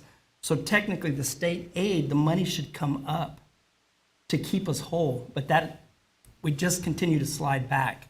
It never quite, that's where this notion about the funding formula being flawed. Mm-hmm. The way it's being interpreted, we are losing money, again. And that's, honestly, that's the frustrating part about it. It's, as much as we teach and talk about it to our constituents, it's just a complicated process. It is, yeah. So, but thank you for the questions. And the protest that we do have before us will assist if we prevail. If it comes through. Yeah. Mhm.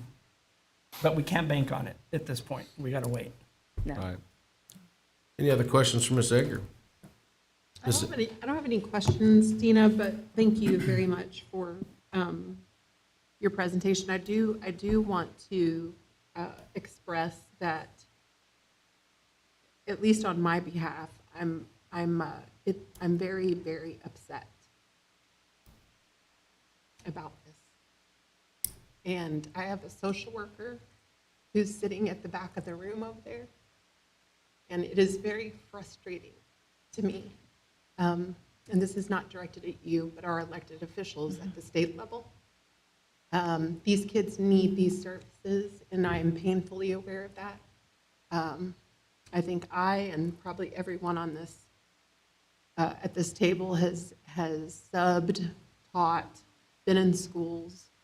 I work with kids every week on behavior, and it's very frustrating to me. It's a slap in the face. So I just wanted to Thank you for get that that. on the record.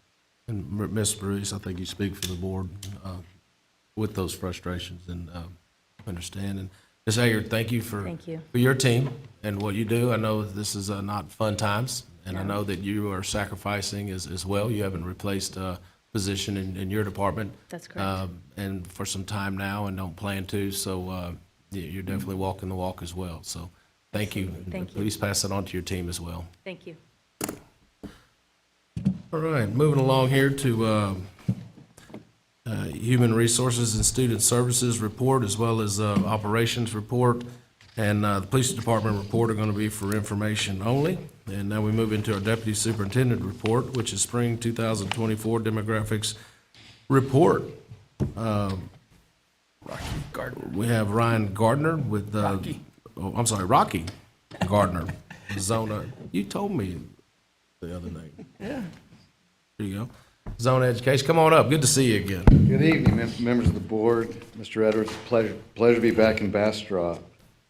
This is our spring report, so keep in mind, we do 2 reports each year for Bastrop, so this is a spring report based on research that kind of happened during the first quarter, okay? I guess I can, yep, there we go. First of all, just talking about local economic conditions, this chart has looked very similar because you guys have had unemployment rates below 4% since like May of 2021. So things have just been pretty steady. In the economic realm, full employment is considered 5%, and so we've been well below that in Texas, which generally attracts employers. So that's kind of what we're trying to do.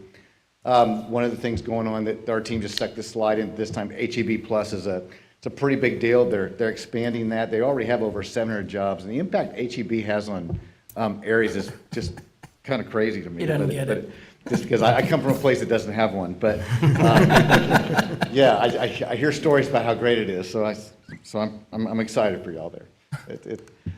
When it comes to enrollment trends, this is really interesting. Last year, we only, according to preliminary data released by TEA, the state only added 12,700 students. Now that's charter and regular, school districts combined. And actually, the real news there is that traditional ISDs actually declined by 6,000, but charters increased by 18,000, so the net result was 12,000. It is preliminary, but what's interesting is a year ago it was over 90,000. This 12,000 increase is probably the smallest increase we've seen in Texas for over 10 years, if we don't include the COVID year.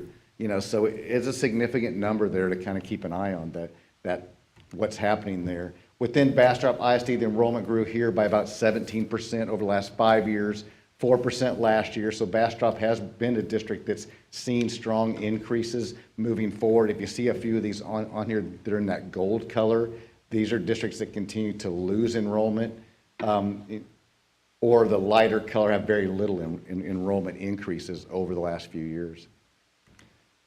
In Austin, even though housing was down by almost 30% year over year, they're still the top 6 market in the United States. So Texas has some of the hottest housing markets in the United States, but Austin numbers are down to just over 15,000 now.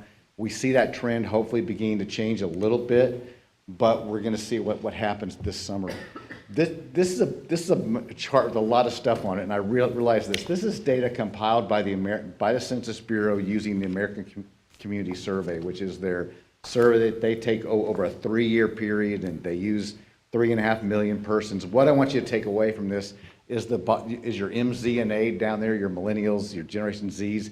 That just tells you the youth of your district. That 23.1% millennials. Those are where most of the parents of your students fall right now, that 46 to I think it's about 24 age group. That's kind of where that's going to come from. Your baby boomers are dwindling, so like over 60% of your population, or pretty close to that, is now younger.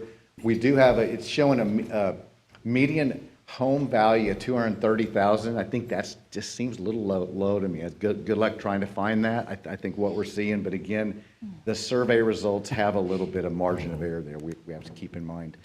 In Austin, we talk about new home starts and closings. That purple line are starts, and you can see back in 2020, that fourth quarter of 2020, when starts and closings began to separate drastically.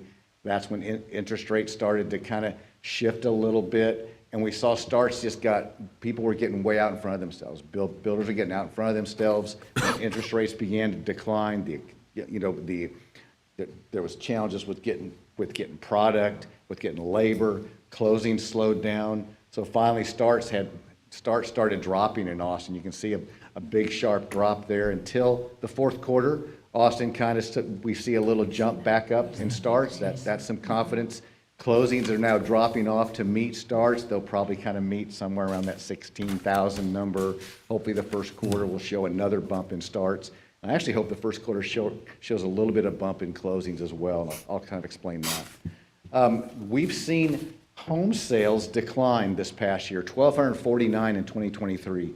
We collect this data based on deed transactions. So these are homes that are existing and new homes, and you can see the drop off there. And I think a big part of this is a combination of your high interest rates. You know, interest rates go from 3 to 7%. That payment becomes kind of impossible for a lot of families in the price point that we see in Bastrop a lot. And so people aren't moving. So they're not opening a home for someone new to move into, and they're not moving to build a home. So that kind of has caused some challenges, but we do think this is going to shift a little bit as we go into this next year. We even saw new home values drop down to 424, just a slight drop there, while existing homes, they went up a little bit, but that's because that inventory is hard to come by right now. But so this is the difference between a home sale and the home value that they were showing on that other slide. In Bastrop, we started 472 homes, but closed 796. So a closing is an occupied home. Starts are trailing behind closings, just like we were seeing in the chart below. We've got inventory now of 483 homes, and we've got a VDL of 4,379. VDL, vacant developed lot. That means it's a lot ready to be built on right now. They just need a buyer. And of course, we've got plenty of future homes, over 20,000. If we look at it by campus, by elementary zone here, where you see colors, where you have the most activity, those yellow and green colors are where we see the highest number of activity. What I want to focus on here is that inventory number once again. 483 inventory represents homes that are either under construction, which you see 223 there, or finished but vacant. So if you look at the math between there, that's showing we've got about 260 homes at the end of the fourth quarter that were finished but vacant. Now the hope is that we have a really high first quarter closing number that comes in here in about that. The first quarter ended at the end of March, and we get that data in about 2 weeks. And I'll certainly touch base, but my hope is that we see a high closing number again in the second quarter, and the first quarter and second quarter, that gets you back on trend for where we stay right at that 700 closings, because that's kind of what I'm counting on with my enrollment forecast, is that 700 number, getting back to that. If we look at where some of this development is happening, you can see the green areas represent where there's active home building going on right now. There's 54 active subdivisions that we're tracking. We got 40 future subdivisions. Now those could be the yellow ones there, plus future phases of existing active developments. And that's what, when you look at where we see groundwork underway, the red, that's 770 lots that are being developed right now that are going to transition from future to vacant developed lots. And I think that shows a little bit of confidence that our developers are having now going into the summer period. A couple of these developments, Los Milagros, you can see here, they've got 119 vacant developed lots. Only one was under construction at the end of the fourth quarter, but they're finishing out their, they're going to have a lot of home building, I think, come this spring. That yield of 0.64, that's that yield that we see in Bastrop, that 0.6. Keep in mind, that's like 6 students for every 10 homes. So that's pretty strong and pretty high yield. We don't see a yield getting much above 0.5 very often anymore. New Creek's a new one that we've been, that kind of a pun there. Oh, sorry, never mind. New Creek they've started groundwork on, on part of this. It's going to be an interesting product. I'm really not sure what to think about it. It's a combination of rental units. It says that they're going to have homeowners from 150,000 to over 1 million. I'm not sure how that's going to. And the product, the way they're going to build it's going to be interesting too. It almost to me looks like a little mini Lego land, the way they'll put those together. So I think it could yield quite a few students just because of the price points. It all depends on what that's going to look like. So that's one that we're going to really keep an eye on. And it's split between 2 zones there. You can see that we've got a little bit there in two different zones. But most of that construction is happening there in the Camino Real zone. Bastrop 75, they got groundwork underway now on Valverde, so that's, phase 1 and 2. DR Horton, once DR Horton gets rolling, they're going to build those really fast, I think. I think those will go quick. The multifamily, the Bastrop 75, this is a multi-use development. I don't think it'll yield a lot of students. That's going to be kind of a high-end apartment. So we will see that, and you can see they got some construction going on back in January. And multifamily, talking about a little bit about multifamily, the occupancy rates in multifamily have dipped significantly now in Austin. So not only are we challenged in the Austin area with single family, but now you got occupancy rates below 85%. They were well over 90% just 2 years ago, well, actually like 18 months ago. They have added, we've absorbed 4,600, so now they got more units being absorbed. But if you read most local things, apartments are really being challenged right now in apartments, and you can see the rent rates are also declining as well. So they think there could be as many as 10,000 less units built in Texas next year just because of a little bit of a pause going on, not just in the Austin area, but in Texas. Here's just a slide of, we have 990 multifamily units under construction right now. That's the purple stuff you see there. We do have about 1,500 futures. They're in various stages of planning.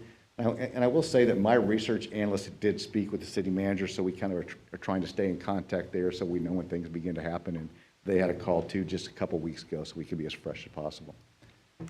And you can see here the yields, the overall yield 0.25, that's a really pretty common yield for apartments. They're actually declining. A lot of new apartments now do not have as many 2 bedrooms as they used to and 3 bedrooms. There's a lot more 1 bedroom units, which are not going to yield as many students. So with that, we talked a little bit about the projections. I'm forecasting the kindergarten class next year to increase to 869 students. This is a pretty significant increase, but keep in mind, we're tracking births, and that birth rate number there at 652 in 2019, you can see that increasing to as much as 841 by 2022. We track birth rates at the zip code level. So zip codes don't exactly fit Bastrop, but we use them as best we can. And then we look at that ratio, and your ratio is going to stay well above 1 because of all the new housing. So majority of your kindergarten students probably were not born in Bastrop. But you're going to see more and more of that with the increased housing. So with that, I'm forecasting almost 500 student growth next year again. And we're staying right around that 500, maybe a little lower. It's really, we're going to be watching kindergarten to see if that plays through. And then within about 3 years, I think you're really going to see some bumps. We're going to see things getting back to 600 or 700 student growth pretty steadily. As keep in mind, we've got 25,000 homes still to build out there when you combine the VDL. So we do have strong growth coming. You're going to be almost 20,000 students within 10 years. We look at this chart by campus. I realize there's a lot of color there. The yellow means they exceed their capacity with portables. Green means they exceed the capacity without portables. But you can see there that we're slowly going to be removing a lot of that color, I think, in the next few years with some of the campuses that'll open as we move forward. It's very tight. You can see that we got 6,000 capacity, 6,600 with portables, and we're going to be at 6,600 students pretty close by 25, 26, 26, 27, that growth there. So again, strong growth. We're seeing, home sales were down a little bit due to inflation costs, but we think with the development, the groundwork underway right now, I think you're probably still going to have a pretty good closing year. Now, next year, if these starts don't, continue at that pace, is right now it's that inventory that's going to bring in that number, right? If for some reason, because our starts are a couple hundred behind closings annually, if those don't pick up a little bit going into the summer, then the 25, 26 school year is one that I would probably be a little bit conservative on. That I'm happy to take questions. It's always a pleasure to be back in town. Any questions for Mr. Gardner? A lot of information. We appreciate you staying on top of it for us and updating us and pleasure. Go find us some money. I hated following all that. Yes, right? I'm bringing more challenges, right? But, That's right. That's right. Well, thank you. Appreciate your services. Thank you, Rocky. All right, moving along to the consent agenda. Would any board member like to pull any of the consent agenda items for discussion? If not, I'll entertain a motion to approve the consent agenda items as presented. So moved. We have a Second. motion and a second. All in favor say aye. Aye. Any opposed? Motion carries.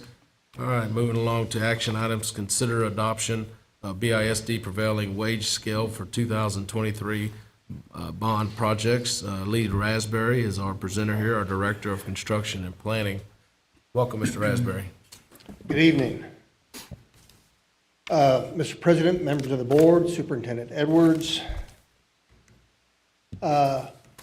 In accordance with Texas Government Code Chapter 2258, prevailing wage rates, Bastrop ISD conducted a survey of current wages on projects of similar character and within the political subdivision of the state in which the public work is to be performed. This, again, is in accordance with the current law. The entities that we surveyed, Austin Round Rock MSA, which consists of Bastrop County, Caldwell, Hayes, Travis, and Williamson. We also used numbers from rural capital WDA, again, Bastrop County, Blanco, Burnett, Caldwell, Fayette, Hayes, Lee, Llano, and Williamson. We used current prevailing wage rates from Elgin ISD. We also used current prevailing wage rates from Bastrop County and the city of Bastrop. So a pretty wide swath of numbers that we took, or that we looked at to conduct our survey. The Austin Round Rock MSA, the data sources that we use to collect those are all current data sources as of March of 2024. The Texas Workforce Commission comes out with those numbers monthly. I collected all those numbers in March. All the data was fresh. The oldest data that we had was from Elgin ISD, and they are due to assess their prevailing wage in May as well. So, but all the other data that we collected was current, March of 2024. And of course, Elgin, Bastrop, and City of Bastrop are all Davis-Bacon entities. Trade classifications. The Texas Workforce Commission wage reports contain approximately 50 classifications or trade classifications. Davis-Bacon reports contain approximately 48 classifications. Both those entities have trade classifications that are unique unto themselves. In other words, one organization or one entity may have 3 or 4 or a half dozen trades that are not listed in one of the other lists. We chose not to adopt one or the other, but to look at a combination of those lists and select those trade classifications which are primary to Bastrop ISD. There were a handful that we don't have those trades, or we don't use those trades on any of our public projects, so we chose not to add those to our survey. Our methodology incorporates trade classifications and most closely aligned to the current and future projects of the district. MSA and WDA wage rates were averaged. So we took those two entities, we averaged those wage rates, the 2024 wage rates. The Davis-Bacon entity wage rates were also averaged. Those again were Elgin ISD, City of Bastrop, and Bastrop County. Both averages were used as a point of comparison to Bastrop Independent School District's current prevailing wage rates, which were adopted in 2021. And we use those to form the foundation for the recommendation for the 2023 bond and future work in the district. Just a summary of some of the work that was done. We conducted our own comprehensive survey in accordance with Texas Government Code 2258. Survey included entities within our political subdivision as required by state law. Prevailing wage rate recommendation for 2024 reflects an increase of 10.7% to the 2021 adopted rates for the district. So on average, it's an increase for all the trade classifications that we currently have employed on all of our public projects for the bond within the district. That's really it. I'm happy to answer any questions that you might have. And for the public, boards are required to adopt a prevailing wage scale after each bond passage. So we did this 3 years ago. The first set of bonds, second set of bonds passed, so this will be for the second set of bonds. Correct. And the state requires us to adopt the prevailing wage scale.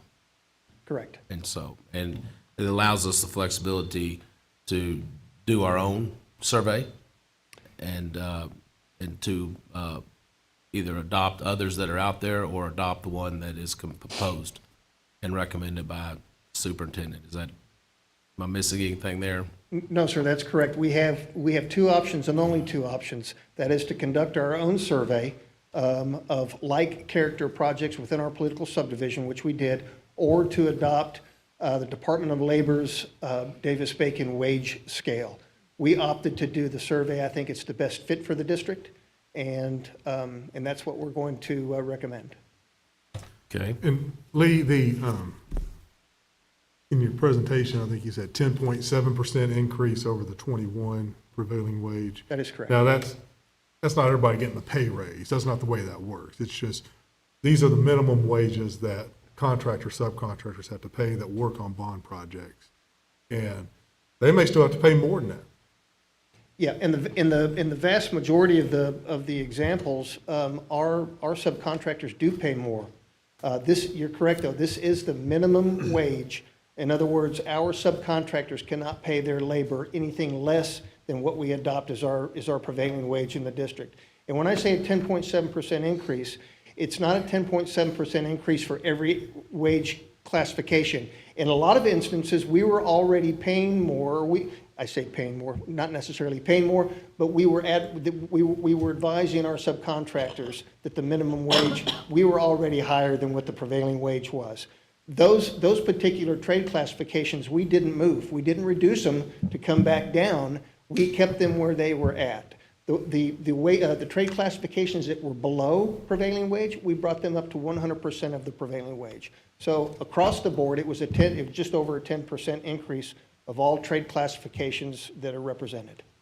And some of the recommendation for prevailing wage that you presented is, some of them were even higher than the Davis-Bacon. That is correct. There's 7, 8 trade classifications that on that scale have not moved in about 3 years, and they have moved with our recommendation. Yeah, I would just like to definitely thank you and Mr. Edwards and Dr. Lee and a lot of the, other folks internally, and also the folks that, the public entities that participated in providing us information to do this study. We're going to put a lot of time, put a lot of effort. Mr. Lawhon at our last meeting educating us on that avenue and that study and things like that to come up with what's the best decision for our Bastrop ISD projects for this evening. So thank all y'all. Any more questions, Mr. Raspberry? I do have just one more question. So, Lee, adopting this does not preclude us at all from hiring local companies if so we have local workers Correct. who are working on projects, is my question. Yes, ma'am. This doesn't preclude us from hiring anybody local. This just simply states that wherever the trades come from to work in Bastrop ISD, this would be the minimum prevailing wage that they would make. They wouldn't make anything lower than this. And I do think it's worth noting on that note that whenever possible, we will hire local first. We put that as a priority. If there's a company or the part of the workforce comprised, we try local first. Thank you. Any other questions from the board? This time I'll entertain a motion. I move to approve the adoption of the BISD prevailing wage scale for the 2023 bond projects as presented. We have a motion. We have a second. Second. We have a second. All in favor say aye. Aye. Any opposed? Our motion carries. Thank you, Mr. Raspberry. Appreciate it. Thank you. All right, moving along here. We'll consider approval of memorandum of understanding between Bastrop ISD Child Development Centers and Austin PBS. Karen Trevino, Director of Community Relations. Welcome, Ms. Trevino. Thank you. Good evening, everyone. So our child development centers at Bluebonnet, Cedar Creek, and Emile Elementaries consistently provide high-quality early childhood education and care to BISD staff and members of the Bastrop community. As a result of being Texas Rising Star 4-star facilities, we've been offered the unique opportunity to partner with Austin PBS to provide our young learners with early education on responsible use of technology. Under this agreement, PBS Austin will provide each of our learning centers with 2 iPads, technological applications, plus training for our teachers, and also additional resources. Teachers who are working with children in our early learning centers, who are aged 2 years and up, that's the children, not the teachers, they'll be able to develop their skills in managing children's safe use of technology and provide parents with guidance so that the parents can do the same. I think we all know that devices are not going anywhere, and so it's incumbent upon us to help educate children and their families on proper and safe use of technology. Are any questions for Mr. Trevino? No, I just wanted to say thank you for including so much detail on this in the board book. I did notice that it does follow the Texas Child Care minimum standards for screen use. So that was Yes, really it good to read absolutely on. does, minimum standards plus Texas Rising Star qualifications as well. I'd also like to recognize all the work that went into getting this, not only for our early childhood learning centers, but for the other ones in the community that have benefited from the same program through the work of the Early Childhood Coalition, Child Care Champions, Yes. people Yes, that are dedicated to giving programs and services to our most vulnerable and impressionable members of our community. You're absolutely correct, Mr. Moore. Bastrop County Cares Early Childhood Coalition does a fabulous job, and they are in fact the ones who brought this to my attention. And so I appreciate all that they do as well. Happy to be a part of that. All right, well, Trustee Reese and Trustee Moore seem pretty impressed. Would you, I could entertain a motion at this I time? would love, you can do this, I'll say it. I moved to approve the memorandum of understanding between Bastrop ISD Child Development Centers and Austin PBS as presented. And I second that motion. All right, we got a motion and a second. All in favor, say aye. Aye. Any opposed? Motion carries. Thank you very much, Thank Mr. you. Trevino. All right, our information items for the Board of Trustee calendar of events, as well as enrollment and single budget purchases more than $50,000 are for information only. At this time, I'm going to delight y'all in a report on the board members' continuing education hours. Please try to stay awake during this. It's a couple pages long here, okay? But again, the state is requiring this. Under the State Board of Education, completing requirements, continue education each year for services of basic serve as a basic obligation and expectation of any sitting board member. As board president, I'm required to announce the name of each board member who has completed the requirement continuing education, has exceeded the requirement continue education, and is deficient in meeting the requirement of continuing education. The requirements of training are measured as of the first anniversary of the date of the trustee's election or appointment, or 2-year anniversary of his or her previous training as applicable. There are 8 training areas for board members continuing education, local district orientation. The following first-year board members have completed the required local district orientation: Priscilla Ruiz. Second is the orientation of state education code. The following first-year board member has completed the required orientation to the Texas Education Code: Priscilla Ruiz.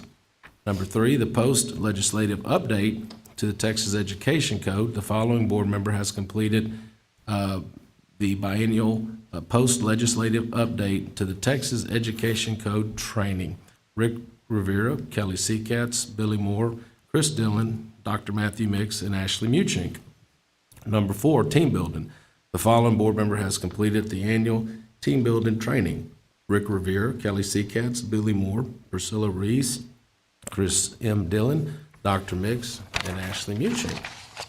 Number 5, additional continuing education. The following board members have completed the additional continuing education requirements: Dr. Matthew Mix.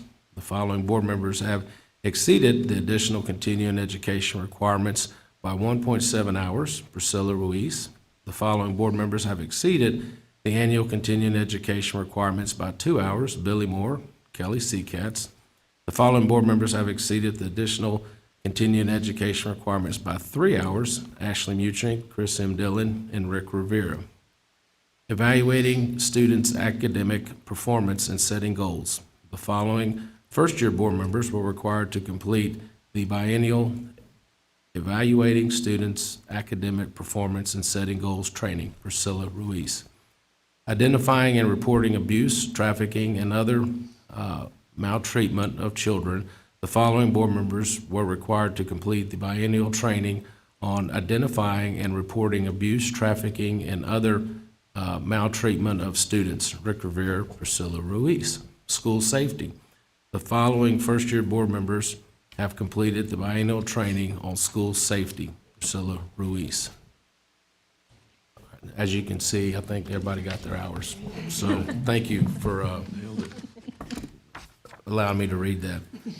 All right, at this time, we're going to move into closed session. The board will now convene into closed meetings to discuss the following items posted on our agenda this evening, as followed by the Texas Government Code 551.074, pursuant to the Texas Government Code Section 551.074, to deliberate an appointment, employment, evaluation, reassignment of duties, discipline, or dismissal of public officer or employment. Any action the board wishes to take as a result in discussion in this closed session will take place after the board reconvenes into open meetings. And it is now 7:45 p.m. We'll go into closed session.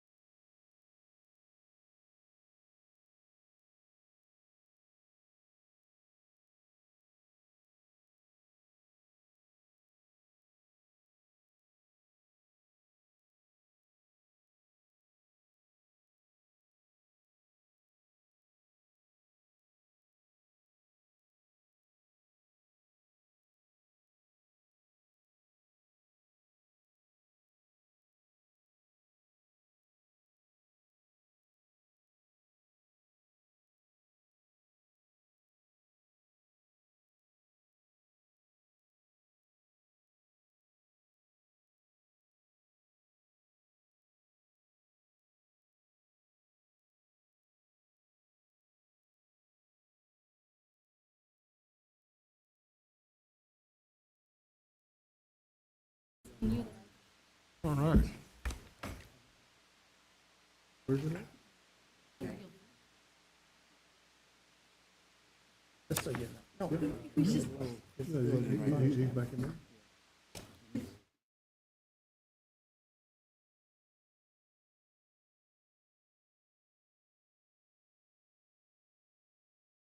You go? You ready? All right, it is now 8:03 PM, and the board will now reconvene in the open session. This time, I will entertain a motion. I move to approve the term and probationary contracts for teachers as recommended by the administration as presented. We have a Second. motion and a second. All in favor, say aye. Aye. Aye. Any opposed? Motion carries. Is there any objections to adjourning this meeting? Dr. Lee, can we adjourn this meeting? Okay, the meeting adjourned. Thank you. Not only yes, but I think